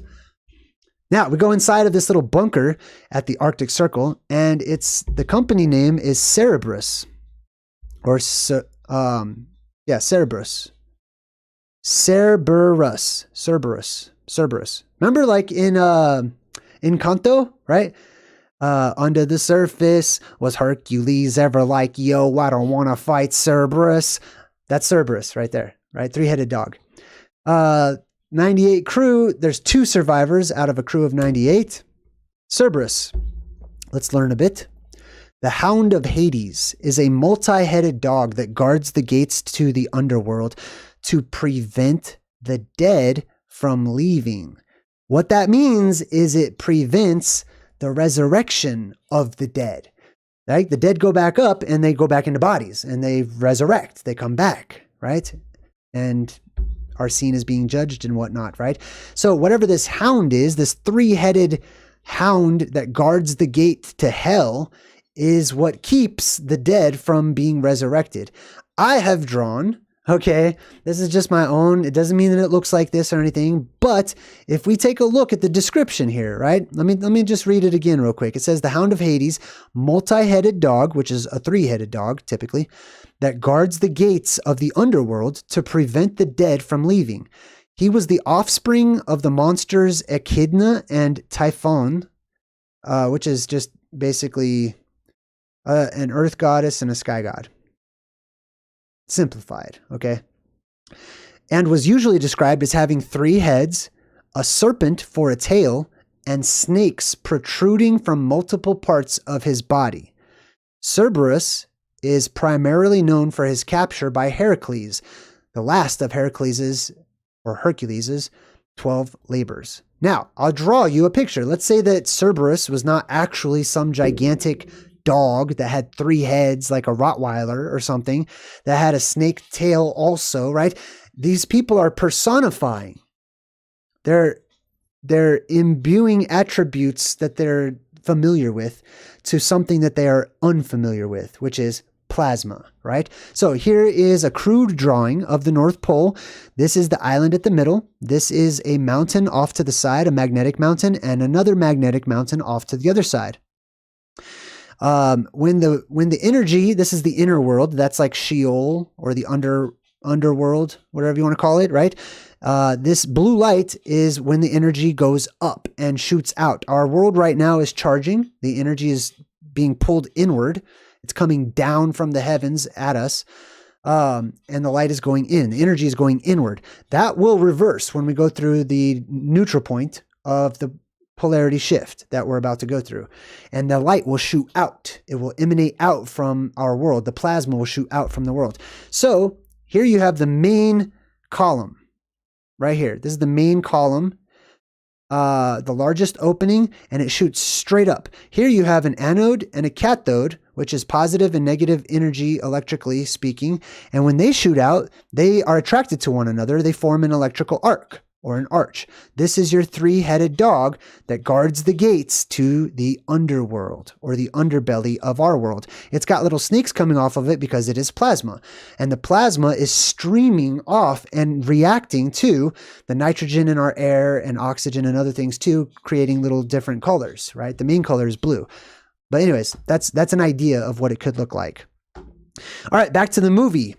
We've got two survivors sitting down at like the kitchen table of this mess hall, and the lights are flickering. The lights turn back on for a second. They get power back. This guy doesn't have eyesight. Okay. There is quite often in the movies, the see no evil. Don't look at the deadlights, right? Which is exactly what this dude did. Hear no evil, right? Which means, that your eardrums have blown out because of the depressurization and the loud sounds that happen during the apocalypse. There's a lot of loud sounds. I recommend earplugs. Like, you know, if you have some, happen to have some, it'd be nice. Anyways, and speak no evil, which means shh, be quiet. Okay. Fantazoids have great hearing. You don't want to attract the monsters to you. Okay. So this guy's drinking some water. He says, you need to eat. And she goes, no, you come first, sir. Class ones come first. I was born to die. Class ones are born to live. So she's just regurgitating some nonsense that she's been taught. Basically, a class one is considered human, and she has been told that she's not human, that she is a robot that looks like a human, basically. He goes, don't spout your damn slogans at me. We've poisoned your mind with all that stuff, right? Of all that class BS. We've poisoned, your mind is poisoned with all the class stuff, right? That's why I don't acknowledge classes. I don't acknowledge celebrities. I don't care who the king is. I don't have a king. I don't participate in any of those things. I don't have a president. I don't have any of that, okay? I have me. And there are people I like. And there are family. And there are friends. And there is my tribe. You know what I mean? I don't acknowledge all that other crazy stuff. So he says, we've poisoned your mind with all that stuff, all the classes and stuff like that. You guys talking about like, oh, well, so-and-so passed a law and this is the way it's supposed to go, blah, blah, blah. Dude, those take the clothes off of those people and they're just people. Okay. Usually not very attractive ones at that. Okay. Usually not very talented ones at that. They're regular old people. I don't know. I wish I could share the way I feel about celebrities with all of you. Okay. Even if you see me as a celebrity, like I wish I could erase that from you. Don't get me wrong. I'm honored, when people say nice things and stuff, and I accept. But this whole thing about like, my president, my king, my queen, my state, my government, my island or whatever, you know what I mean? People have that. I don't do that. That's poison. He says, you take care of yourself and go find something to eat. Boom. That's straight to the soul. That's talking to you. You go take care of yourself. Stop relying upon other people. Stop accepting all of these gifts from people. They're not gifts. They're traps. You've been trapped. Okay. You're not, God, people are so dumb. Anyways, he says, go find something to eat. He's talking about you. That means go independently research. Okay. Eating is symbolic of researching, of learning, of experiencing, okay? So when you sit down and you have a meal, symbolically, you are sharing research, essentially. We need to make it to that, into building alpha and get into the corporate shelter. Now, they need to find some safe place called building alpha. Something happened, people are missing, they're the only two left. All the rest of them are dead. Something bad is going on. They're at the North Pole. The lights are flickering. They need to get to building Alpha and make it to the shelter. Now, Alpha is the first, unlike Omega, which is the last, right? The first building Alpha, is Rupus Negra. Okay, it's the Garden of Eden. It's that land at the North Pole that I reference so often now, right? They need to make it there. That's what they're talking about. So, symbolically, this is talking to you, saying you need to make it there if you're one of those people. She says, but won't it be there? It has access to Alpha. She's talking about it, meaning the monster that they're running from, but also symbolically the plasma that comes down is it, basically. Well, I just thought of the game Tag and people saying you're it. That's interesting. All right. Anyways, she says, we have to try for the corporate vault. They have a second kitchen there. Now they do. It says that they've got stores of food, stockpiles of supplies on the inner earth. You might think that it's empty. You might think it's just, if there are caves, they're just caves. They're just empty dirt, you know? No. They're entrances to where others live, and they have food and provisions and clothing and all that kind of stuff, right? Because there's other places below our feet. He says, we can hole up there, stay safe until we're rescued. It's interesting that he says hole up. We can hole up there. This is a reference to Hold Mimi's Holt, right? The place of safety in Norse Ragnarok legends. It says it knows about the steam tubes. It knows everything that we know, right? He says, I feel like there's a light, like there's a light inside of me. I can, and he's starting to like have this weird, he's starting to freak out basically. He's talking about how there's this light inside of him that he can feel, and the girl's looking for food and stuff. And he's over here and he's like it's shining out from me. Yeah. You're plasma possessed. Like your spirit is amplified. This is what's happening during the apocalypse. Like it's shining out from me. Karlov. Then he starts talking about one of his buddies. Okay. So this guy is feeling this light that's shining out from him. And he starts referencing one of his other teammates. And he says, Karlov, some guy, he cut one of those things open. He cut one of those things open, and it had 40 rat brains inside, just linked together. So whatever this monster is that they're running away from has 40 rat brains. Okay. I'm still looking into rat symbolism. I kind of want to say that rats are us, but I'm not sure about that right now. But the brains, the alien looking for brains. Okay. It's classic data harvest symbolism. Data meaning your memories. Data meaning your experiences. All of it is data. It's all information. It's analytics for a greater mind, a greater simulation or computer or a program or reality, whatever you want to call it. The information is being pulled away. It's being harvested. And all that information is kept in handy dandy little storage units called brains. That's why the aliens always want your brains. They're collecting information. It had 40 rat brains inside of it linked together.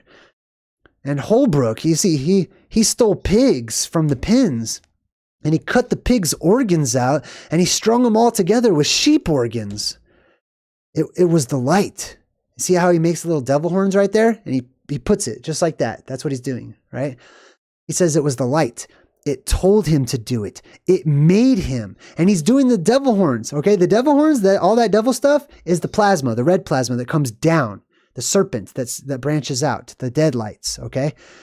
And it possesses people. It will take control of you. If you look at it, if you're a weak spirit, it will possess you. And it makes people do things like kill and stuff, right? Because that's what it does. It's here to kill. It's here to clean this world out, to clean the world's terrible. I'm ranting right now. I'm sorry. Anyways, he says it was the light. It made him do it, right? So this light not only is like looking for brains, right? To like through your eyes probably suck out information from your brain and stuff. Like face huggers, you know what I mean? Style. But the light also manipulates physical flesh, combining different things together, like combining parts of one animal to parts of a different animal, basically creating mutants or forms of mutants. So this guy's recounting what the light has done. Or this monster. And he says, then Holbrook, he cut up all those miners and he made that big one out of them. So there's different monsters that they're running from. Okay. Fantazoids, essentially. And one of them is made out of people. Okay. I'm going to get to something here in a minute. He says, then they cut open that rock and I saw that light bar, Clay. And I felt it. I felt it right away that I cut my eyes out when I saw that light. I cut my eyes out when I saw the light, but I was too late. There's him missing his eyes, right? I've also seen this come up a few times, right? I talked about Event Horizon, how they cut their eyes out. It's actually in Bird Box too, now that I think about it. Anyways, it's in all kinds of movies, people cutting their eyes out. You don't look at the deadlights. So they feel like if they have no eyes, then they can't look at the deadlights, right? Because it's pretty bad. All right, anyways, so he recounts all this terrible stuff that the light has done, from collecting brains to reorganizing DNA and reshaping animals' body parts together and stuff. Now they start running, and he says, now, when we open that door, they're running from this monster. They're going to try to get to the Alpha building, the first building, which is the North Pole. When we open that door, it's coming, no matter what we do. It's talking to us. You aim straight. You aim straight. You hear me? It's talking to you.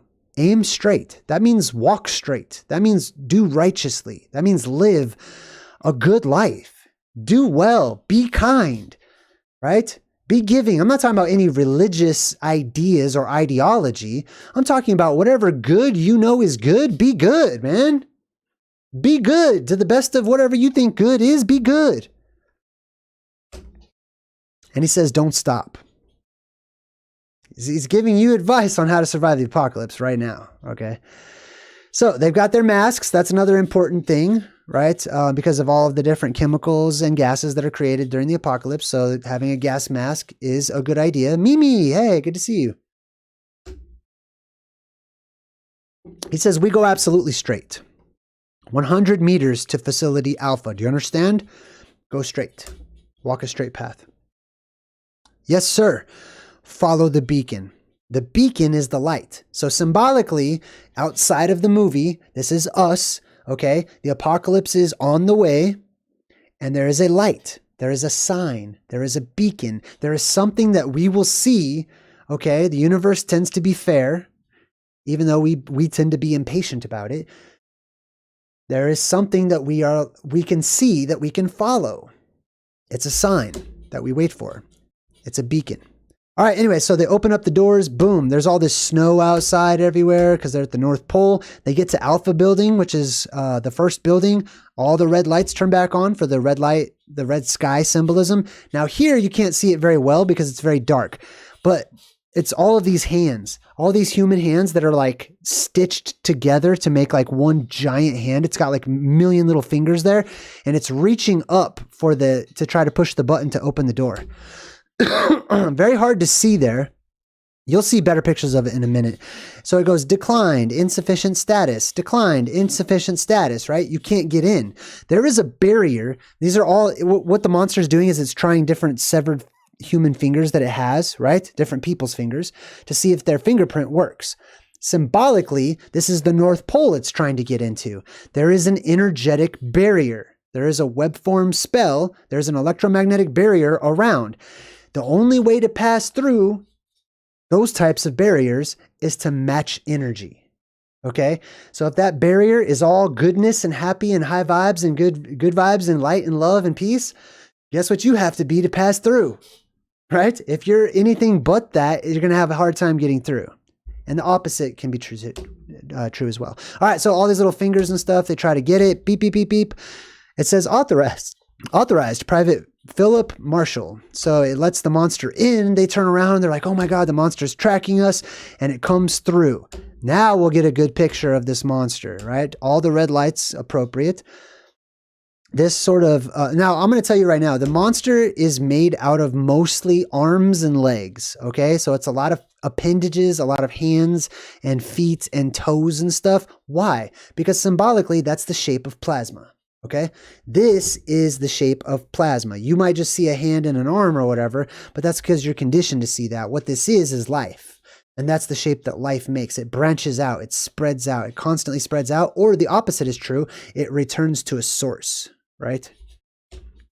It's the shape of life. Anyway, so she gets her gun out. She wants to blast this thing. Look at it. Let me just zoom in on this so you can get a good idea of what this thing looks like. So there's all these arm parts and leg parts that it's just an amalgam of human body parts everywhere. And so she blasts at it, shooting at it. And this is what it reminded me of, The Color Out of Space. Remember we broke that movie down? And the light was responsible for taking the flesh of these llamas which we've also talked about, the llama symbolism, and it combined them. And we talked about how that's what plasma wants to do. It wants to perfect everything. It comes into this world to perfect it. Unfortunately, for some, that means you're going to die. That means it's going to kill you because you're not perfect. Not perfect as we see perfect. I'm just saying it's like the movie The Fly. Same thing, okay? In the Fly movie, the pods have electricity. That electricity tries to perfect Jeff Goldblum's DNA, but there's a fly in there, so what it does is it perfectly combines DNA, the human and the fly. This is what you're seeing. It's trying to make sense out of all of these separate things to make them into one thing, right? And that's something that I definitely believe that the plasma has the capability of doing, okay? I'll talk more about that in the future. All right, so this person, appendage monster, right, is chasing after them, getting closer. The automated female voice, the computer voice in the background says atmospheric leak, sections A through C. Atmospheric leak means depressurization, okay? If your atmosphere is leaking and it's in a contained system like this building right here, that means it's being depressurized, okay? So this is symbolic of our world depressurizing. Then he says, the dude with the blindfold says, there's something wrong inside of me. I'm telling you, I can feel it. All these stories are connected, I think. Synthetics. They cost more than orphans do. Now he's talking to the girl. She thinks that she's a synthetic. She thinks that she is a robot, basically. And he says, synthetics cost more than orphans. We purchased you from the Strata Group. The company bought you when you were 2 weeks old. So now she's being told during the end of the world that she's actually a human. She's not a robot. And they've been teaching her, they've been bringing her up like she's a robot, right? He says, we even bought a couple of robots or synths just to fool you, to make you think that you were also a robot. And he says, that thing back there is going to extract everything that I know when it kills me. And he takes out his knife. Hold on, let me go back to that. I want to comment a bit more about her realizing that she's not a robot and that she's a human, okay? That's you. Some of you out there. Some of you out there are not synthetics. Some of you out there are not robots. Some of you out there are living, breathing, human. Like, what's that dude in the Matrix? He says, grown right in Zion or whatever, 100% human or whatever. That's us. But they want us to think that we are robots. And that's what we're supposed to do, is act like the robots that we actually make. Anyways, so this dude's being plasma possessed. He tells the girl that she's not a robot. She's actually a real person. And they have all these other fake robots so that she's convinced she's a robot. In the world you live in right now, I think there are people that are basically robots. Okay? I mean, like, I'm not using that as an insult or anything, It's just, that for me, that's a reality, right? That I'm starting to see, is that some people are basically have just minimal spirit energy to run the brain, to function the body. And that's why they love to be programmed. That's why they love to be told what to do. And so we're surrounded by other synthetics to convince us that we are also synthetic. It's very interesting. All right, let's continue on. So when this thing gets him, it's going to extract everything that he knows. It will know everything he knows. Why? Because this represents plasma, not a physical, actual beastly appendage monster or whatever, which could happen, but I lean more towards this being symbolic of plasma. However, remember, Fantazoids can lay babies in your chest and they could pop out and who knows, like the thing. This is basically the thing chasing them. Where was I? Oh, it's going to extract everything he knows. That's when he gets plasma possessed. When the plasma docks with your brain or your face or your eyes or whatever to extract your memories and such, it will know everything that you know. It will take your memories, basically. All right, so this monster's coming at him. You can see all little hands and everything. This is all just representative of a big ball of plasma coming your way, personified, of course. And then it sticks him right in the eye. That's where it gets your information. I told you, the eyes are the windows to the soul, right? The eyes are the windows to the soul. Protect your eyes. You see me wearing these sunglasses a lot, right? There's something about it. I always have sunglasses. Maybe this will help me out one day. Maybe it's a subconscious thing that, I don't know. That's interesting. Anyways, so it sticks him right in the eye to get his information, to possess him and take his memories away. And it says severe damage to power grid detected. Our power grid is going to go down 100%. I guarantee it. Okay. Like, it doesn't matter. I could say that because it could happen in a million years and nobody would care. But it would happen. It could happen tomorrow. And people would be like, oh my God, JayDreamerZ just said that. Right? But it's going to happen. Okay. There will be an EMP, just like the Carrington event, just like other events that have happened in times past. Our world will shut down all of our power and all of our electricity that we depend upon. Too bad. You should have found other things to depend upon. You should have found other ways to live instead of relying 100% upon one form of power. But you do what you got to do, right? Anyways, the grid's going to go down one of these days. She gets to this door and it says danger. Oh, let me read this door to you.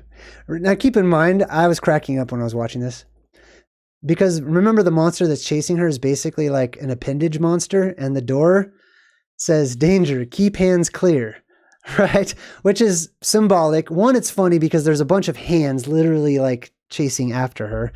So hands are not allowed in there. Keep your hands clear or keep your hands away, right? I thought that was funny. The other thing is keep your hands clear means keep your hands clean. In order to pass through, you have to have clean hands, right? You can't have, you have to be forgiven. You have to have a clean slate. You have to stop building up all that bad negative energy. So clean hands. There's the hand monster totally coming. I wonder, wouldn't that be funny if it like could read it or something? Anyways, it's so funny to me. Unsafe levels of methane detected, says the computer. Well, imagine that. Imagine that. It's an apocalyptic event and there are unsafe levels of methane detected in this building. Okay, we've already covered that one, so let's move on. Oh, in sections B, C, D, E, and F is where the methane is detected. That's everywhere but the North Pole. Remember, North Pole is building A or alpha. So this is saying the whole rest of the world has a lot of methane. And that's also why it smells bad too. So if you ever like, see movies where they have like the Bog of Eternal Stench is a good example from Labyrinth and stuff, where they have just a smell and they point it out that there's some kind of nasty, yucky smell, right? It could be this methane release because methane smells pretty bad too. I hear. I'm not sure. Anyways. So the monster comes face to face with her. Boom, she shoots it. She takes out an axe. She chops it up to pieces. And that is called Zygote. And symbolically, she's at the North Pole. So she's a survivor and she will... The next thing to happen is that she would start the human race all over again. She'll meet some guy, right? And they'll make babies and stuff. And that will be the first humans. That'll be the Adam and Eve story or the Leaf and Leafthrazier story. And that's why it's called Zygote. Zygote is the first stage of human development. This, what you're watching, is all symbolic of the first things that happen in our world when our world resets and starts over. OATS Studios, that's another one. Then we've got this little short. It's okay. It's kind of political, so it's not up my alley, but it's called Bad President. You can imagine what this one is about. Hey, don't watch my channel and look for all the little things that I have, you know what I mean? And just to judge me. I don't like that. Okay? If I want to drink Coke or Pepsi, or I'll do whatever nasty bad habits I feel like doing. Okay? I believe what you were trying to say is thank you. Thank you? You're welcome. Anyways, just trying to make light of it. No offense, Martin.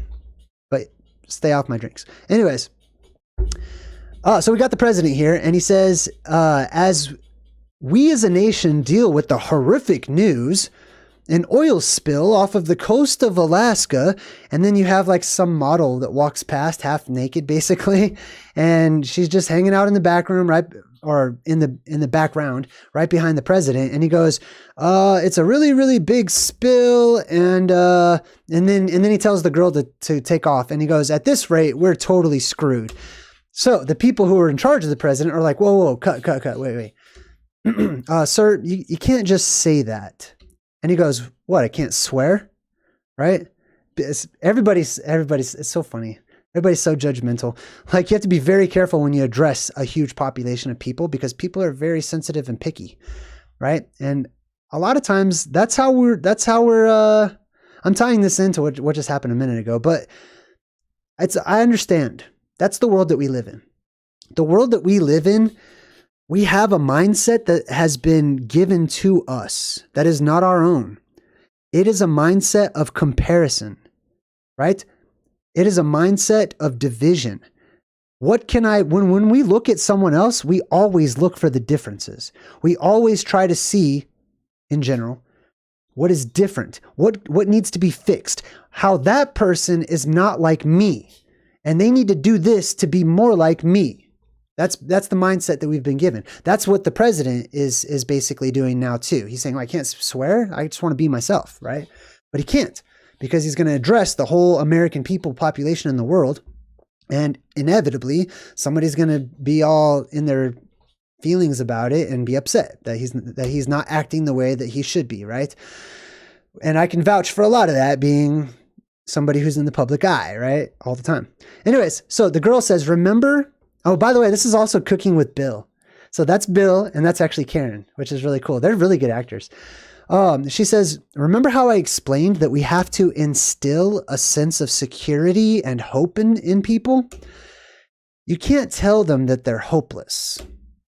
He says, yeah, but you can't say that, sir. You need to create a sense that as a government, we're going to deal with this. We are going to deal with this. And he goes, why? Why should I do that?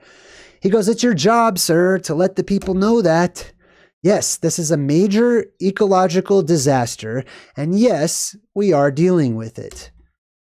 And he goes, let me time out real quick, okay? Basically, the president is not acting like how you would think the president should act, right? He's just being himself. He's just being a chill dude, whatever.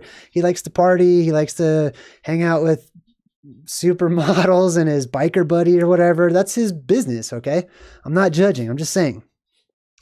The people that puppeteer the president are like, dude, the president knows there's nothing that can be done about this oil spill or this crisis, right? But they say, you can't tell the people that. You have to tell the people, we're going to do something. We know all about it. We have the answers. Why? Because if you tell the people the truth, which is the president saying we're totally screwed, then the people will be forced to fend for themselves. They'll realize, we thought we needed the government, but now we don't even have the government. The government can do nothing, so I have to do something, right? They don't want us to know that you can do something on your own, basically. And he's like, I don't care. I don't give a crap. He says, I'm here to party, man. I'm just here to party. And that's the president. I imagine that similar conversations like this are true to form behind closed doors. All right. Now we go to the next one. Okay. That was just a little political thing. I'm not super political, but the next one has the voice of someone named Adam. Also the name of the first man, biblically speaking. And he says, do you want to know what you are? Talking to us, right? Now, after he asks us, do we want to know what we are? We see this sort of post-apocalyptic fiery scene. And in the background, there's these people that are on this trek. They're all kind of moving in front of the fire. It zooms in on one of them, this robot-looking dude with a white face, by the way. And there's another dude behind him. This other robot dude behind him is walking past and he's malfunctioning. You can see all the little electric sparks and stuff that are inside of this dude. And he starts to like pass out, basically. So the robot has a problem. He passes out. The other robot turns around. Now watch this, right? Look at all these background robots. They're all head down. They're all walking in the same direction. This guy shows empathy towards the other robot. So he turns around. He goes against the grain, right? Which is already telling us something about him. So he goes back. This other robot's basically dying, reaches out for help, but there's nothing he can do. The other robot dies. Now there's this shadowy robot figure over here that's hard to see, but he comes up and he sees what's going on, and he leads all these robots into this room right here. They get into the room, they sit down, and they start having this little campfire robot style, where Adam, who turns out to be the shadowy robot guy over here, starts telling a story. All of you used to live in the walled city of the consortium. You were cut away from your bodies. You can't remember because the consortium wiped your mind. Because your brain is tainted. But it's been this way for generations. So I had to unlock you. Otherwise, you would have wandered aimlessly until your batteries failed and your brains suffocated. I choose life for you. I will always choose life. But for those of you ensnared in the illusions of the past, the mirror can tell you who you once were. Deep. Woo, man, that's deep. I like it. Okay, anyways, let me go back. So basically he's talking to us, okay? He's looking right at the camera. They do this often. We just don't pick up on it, right? We think that he's, in our minds, he's talking to anybody but me right now. No, he's not talking to me. Yeah, he's talking only to you. So let me back this up a bit. He says, you were cut away from your bodies. Now, symbolically, you can see me right now. You can see that I have what looks like a body, right?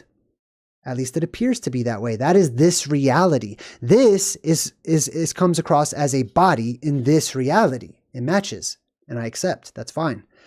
However, many of us feel that we are connected. There's some sort of a soul string or something that takes us up, symbolically, to our higher self, where there is a version of us that is somehow we sense to be like asleep or comatose or something, and this is all just sort of simulated.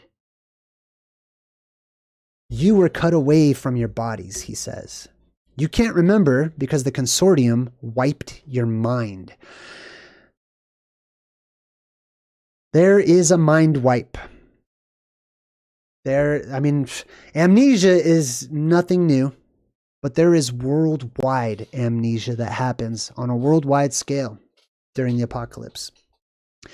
And many people don't escape it, and their minds are completely wiped.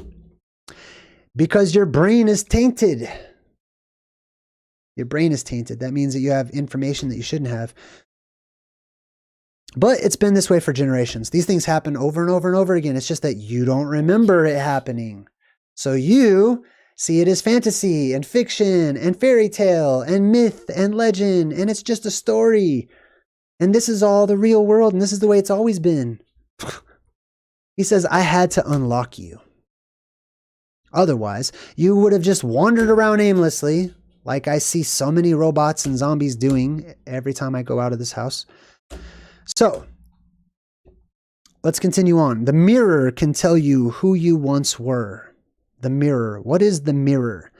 I'll give you a hint. It is not a shiny object that you use to see your reflection. What do you think the mirror is? I'm going to leave that one to the chat and the comment section, actually. What is the mirror? The ultimate quintessential mirror for all of us. Interesting. The mirror reads the traces of your mind. Now, this is actually the mirror. This is in the movie. This is a person called the mirror, okay? But I want to see what you think. What do you think the mirror represents symbolically and actually in our world? The mirror, she knows your histories, your crimes. And then she holds up her hand to this guy and she calls out his crime in front of everybody. Felony, treason, felony, terrorism, crimes against the consortium. So she's telling everybody around exactly all the skeletons in this robot's closet, or this dude's a robot, but his actual brain is in the robot. So it's like it's him. And then that's it for that one called Adam, an episode called The Mirror. Let's keep on going. There's a part 2, I think. So we continue on the same storyline as Adam, right? And all of a sudden now we're like somewhere else. Okay, we were in the area where all the robots were, where they were seeking refuge, and this robot dude named Adam was helping them all out. Now we're in a desert area, somewhere else, very post-apocalyptic Mad Max looking. Excuse me, with all this graffiti. Look at all the graffiti. Does it remind you of anything? Right? 1, 2, 3. There's a beam shooting out of that one. Boom. We've got all these little flashes on the sides with some twisting stuff. This is totally twisting, going up, right? This is almost like DNA, the helixes, plasma, you could say, right? There's all these little strange glyphs that are written. That's like the all-seeing eye type deal. Now, there's this person over here, and this monk dude walks up to the person, and he says, "Word that you were seeking asylum reached me some time ago." So this person down here is seeking refuge, safety, right? And so she's come to wherever this guy is to seek safety from whatever's going on. And she looks around and she goes, "Oh my God, those other people, they're not wearing masks. They wear no masks. Imagine that, in this place of safety. They're not wearing any masks." And she says, "The devout, they are saved." Okay, so she kind of gets into a little religious mindset. And he says, "We have perfected the ancient ways. We expel technology here." And this guy up on the roof's about to toss a computer down into that pile. "We have perfected the ancient ways, and we expel technology. We abhor it." That means hate. "Cast away their technology. Renounce the ways of the consortium." So whatever the consortium is, it has something to do with technology. These people, there's all these extremes happening. Do you see that?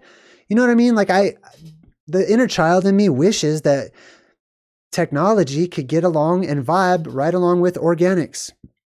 That there could be a happy medium there.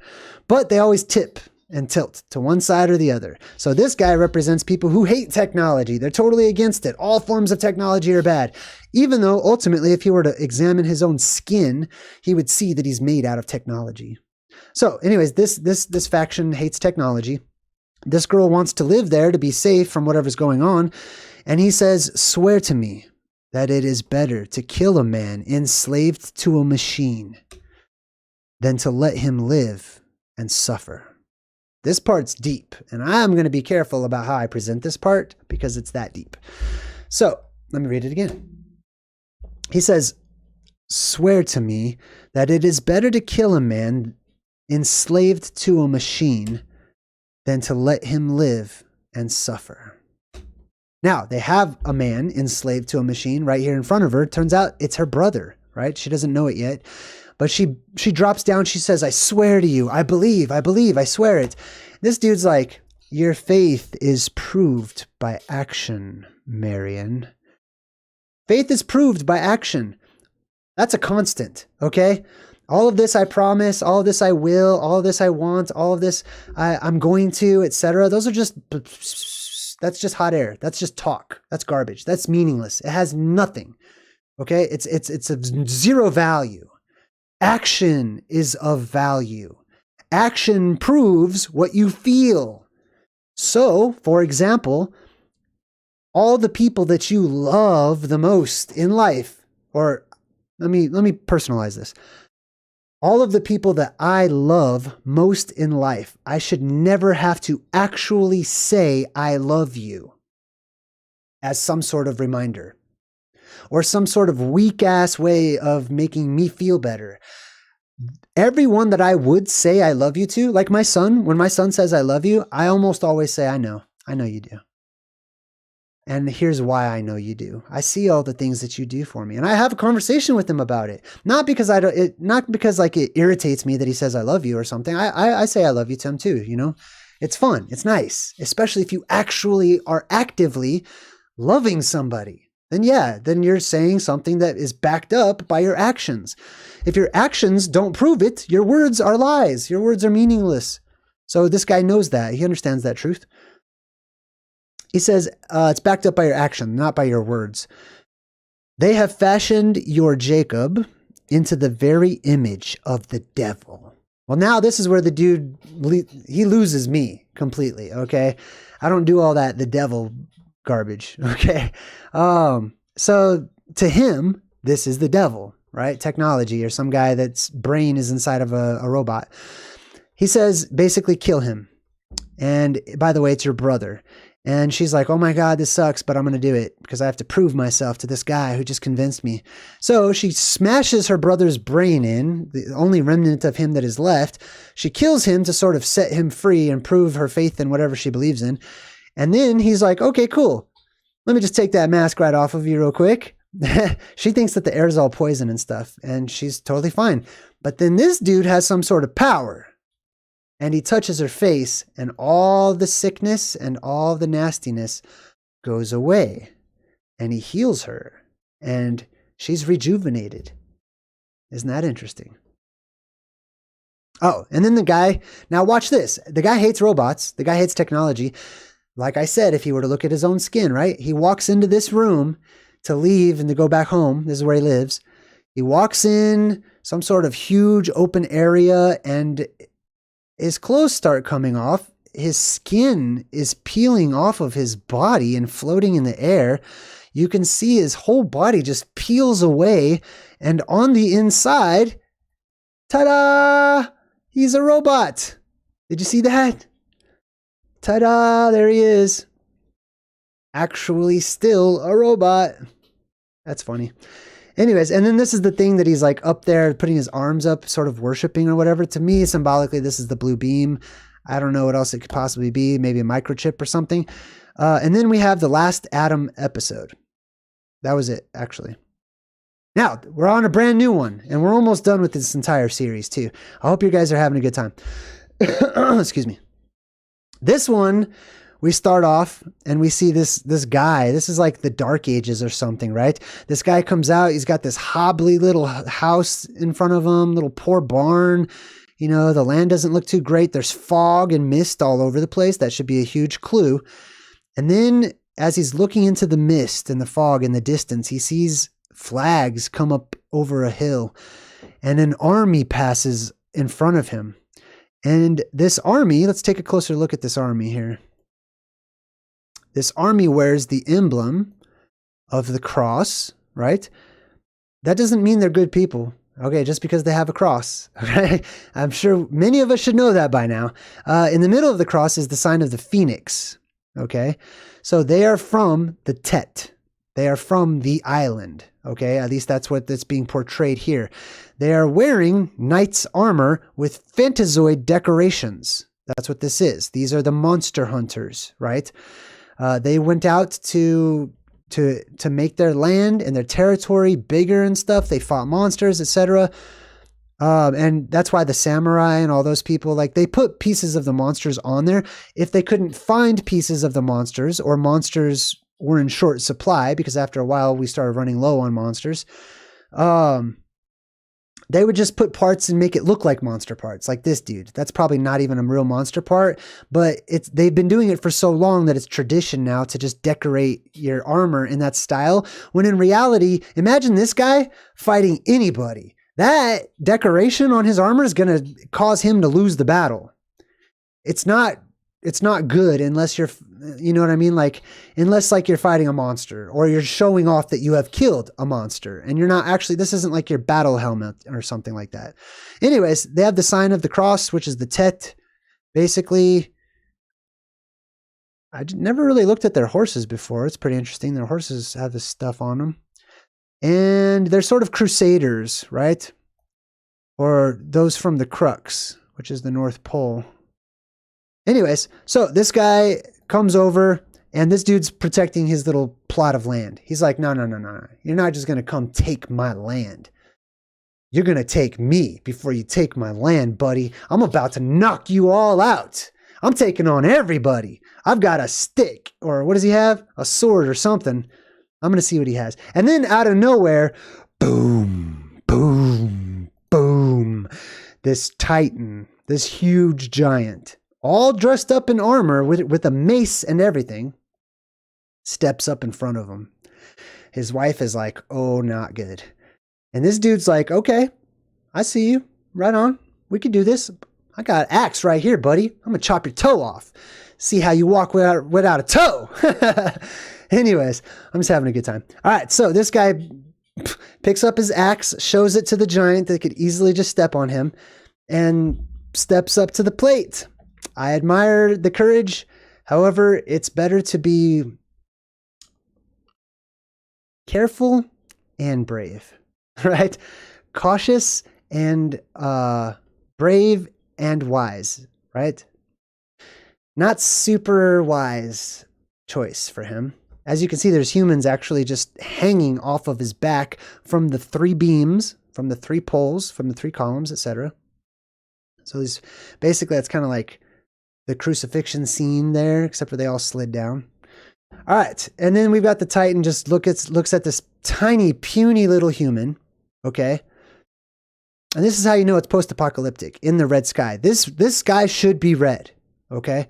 I know it's all foggy and stuff, but this is during the red sky that the giants make their reappearance. So the giant looks down. He's got the sign of the Tet on the end of his sword right there too. Giant looks down, reaches down, picks the dude up like it's nothing, and holds him up in the air, squishing all of his little human guts right out of his body, and then just drops the mic. Like, okay, what'd you think, huh? Let's move on. Like, that was it. Like, it was very easy, barely an inconvenience. I love to quote that dude. All right, now, that one was called Gdansk. Gdansk. Now, you might think this is just some weird northern Polish sounding made up word to describe, as a title or the name of the giant or something, right? So I did a little research. Nobody really knows what Gdansk means, except for like the name of a town or something. So let me share my research with you. Okay. Now this is very interesting. The very beginning part starts with G. Let's go back. Gdansk. I'm going to break this down. G is a prefix. Dan is the root. It's the main word in all of this. And then sk is a suffix. So we've got a prefix, the main word, and a suffix right there. Let's break it down. All right, check this out. In Germanic, the W or the U generally became gu in words borrowed into Romance languages. But Old North French preserved the Frankish U. What does that mean? That means that the letter W, which is the Vav, which means connected to something, right, became gu or the G in that language. Okay. So what that means is that this G right here is actually means connected to, or of the, or from. Okay. Now, Dan. We got to figure out the next part. Dan comes from Dane. Depending on where you look, it also comes from Dan in the Bible, which has its extensions, but it comes from Proto-Germanic den, as in Denver, right? Denver means the path of the Danes, the path that the Danes took, the Danish road, basically. Den comes from a word meaning low ground, right? Which is directly what the Danish people were called that, because they lived on low ground.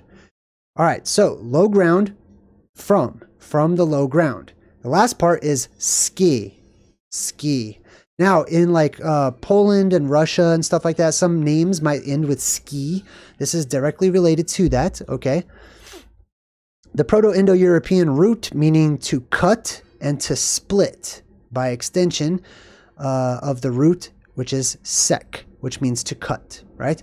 So ski is where we get like the word schism, right? To cut, to split, to separate. Now, ski in the name form can also mean, by extension, to be separate from, as in where you are from. Like I'm from a separate place. So ski ended up kind of meaning like a town or a city or a barrier or something like that also.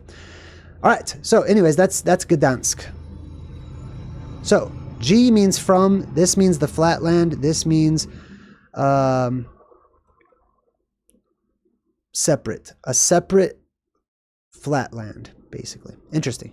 All right, let's move on. Capture. This is the last one. This one's fun. Okay, cool. So check this out. Capture, all of this capture stuff is some sort of company, right? That they have these two guys, this fat dude and the skinny dude. They wear these lab jackets and they're so excited to test out all their new weapons for the government and stuff, because that's their job, is to play with it, right? They get to test out all the new stuff and they test it on inmates that think that they're getting out of prison. So check this out. Here's the first guy. He goes, man, we've got some great stuff to share with you guys tonight. I'm super excited to show all the viewers, man. So they're sort of doing this like it's a YouTube video type of thing. All right. So today we're introducing a brand new product into our weapons lineup. We call it the fluke. Oh, wow. The fluke. Okay. Now, fluke is something that hardly ever happens, right? Just like once in a blue moon, it's a fluke, something that rarely occurs. Keep that in mind. This is a self-contained enemy combatant capture and repurpose system. So this has to do with real things that happen in our world, but it's being cartoonified for us, right? Self-contained enemy combatants capture and repurpose system. What this means is the plasma captures your mind, you become plasma possessed, and then you become a thrall or a slave to the will of the plasma that is now in our world. That's basically what they're about to show you, but a cartoonified version of it. All right, so we have a deal with the Department of Defense. Now, if Mike here survives, which honestly, he really isn't going to, he gets his sentence reduced, right? All right, and fire. So they shoot this little homing beacon into this inmate over here. By the way, there's a little bullseye, little green area, right? Wearing all green. They shoot this homing beacon into this dude, and he says, I know it stings. I know it does. I know. And there we have it. Boop. Presses a button, full cerebral capture. What that means is they just took over that inmate's brain, all of his controls, and they're looking on that screen through his actual eyes. So they have possessed him, right? Through electricity.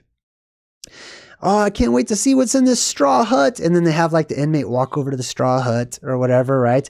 And then these guys press a button when he's in the hut because that little homing beacon had explosives on it, and boom, the guy is blown into a million different pieces. And that's the end of that capture. Then we have another one. He says, all right, there's something really exciting to demo today. Entomological warfare. Entomology is the study of bugs, basically. Entomological warfare means using bugs as a weapon. That's real, by the way. Locusts. Yep. We've got some locusts here. That's a close-up picture. These are not your everyday average locusts. No, sir. Now, I'm going to stop because the Bible... Actually, I'm going to talk about the Bible in a minute, but we go back to the Bible with the locusts of Revelation, right?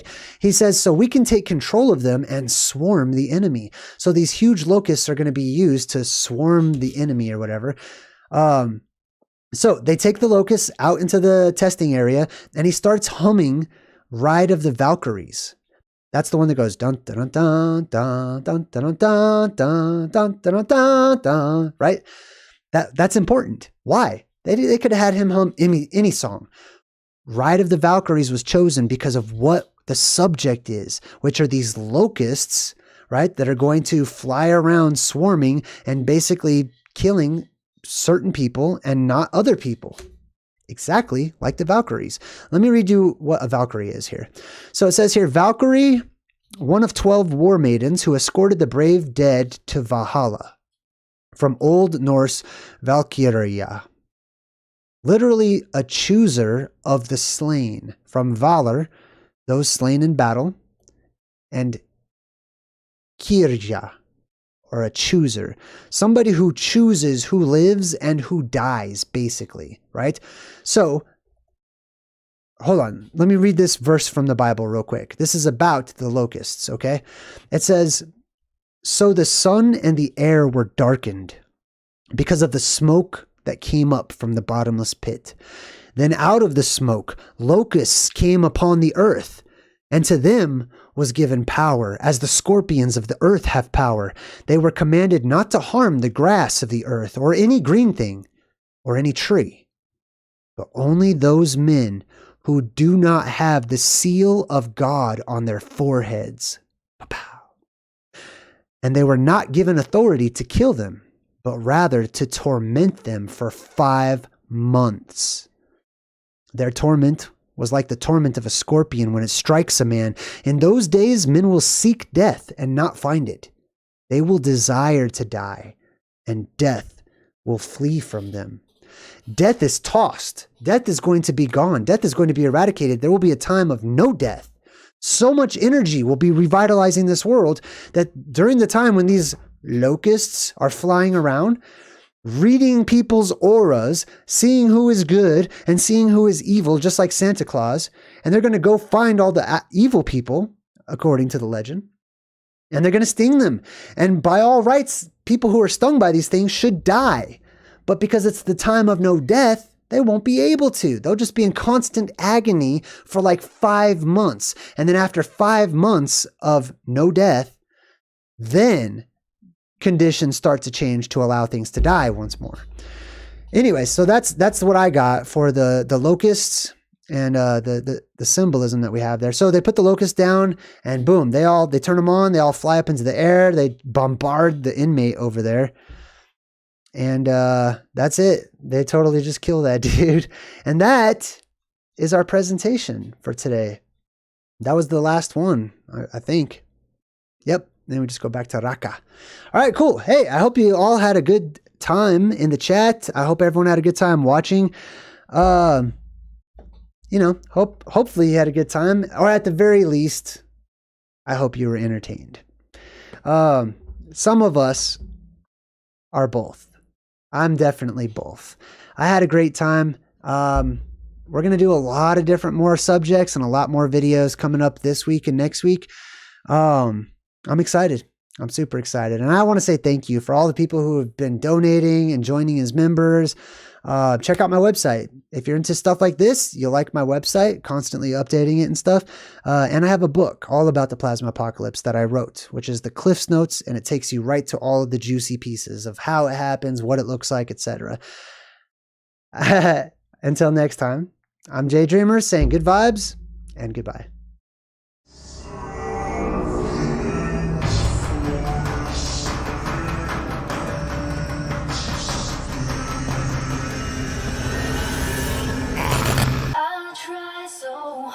To fade away.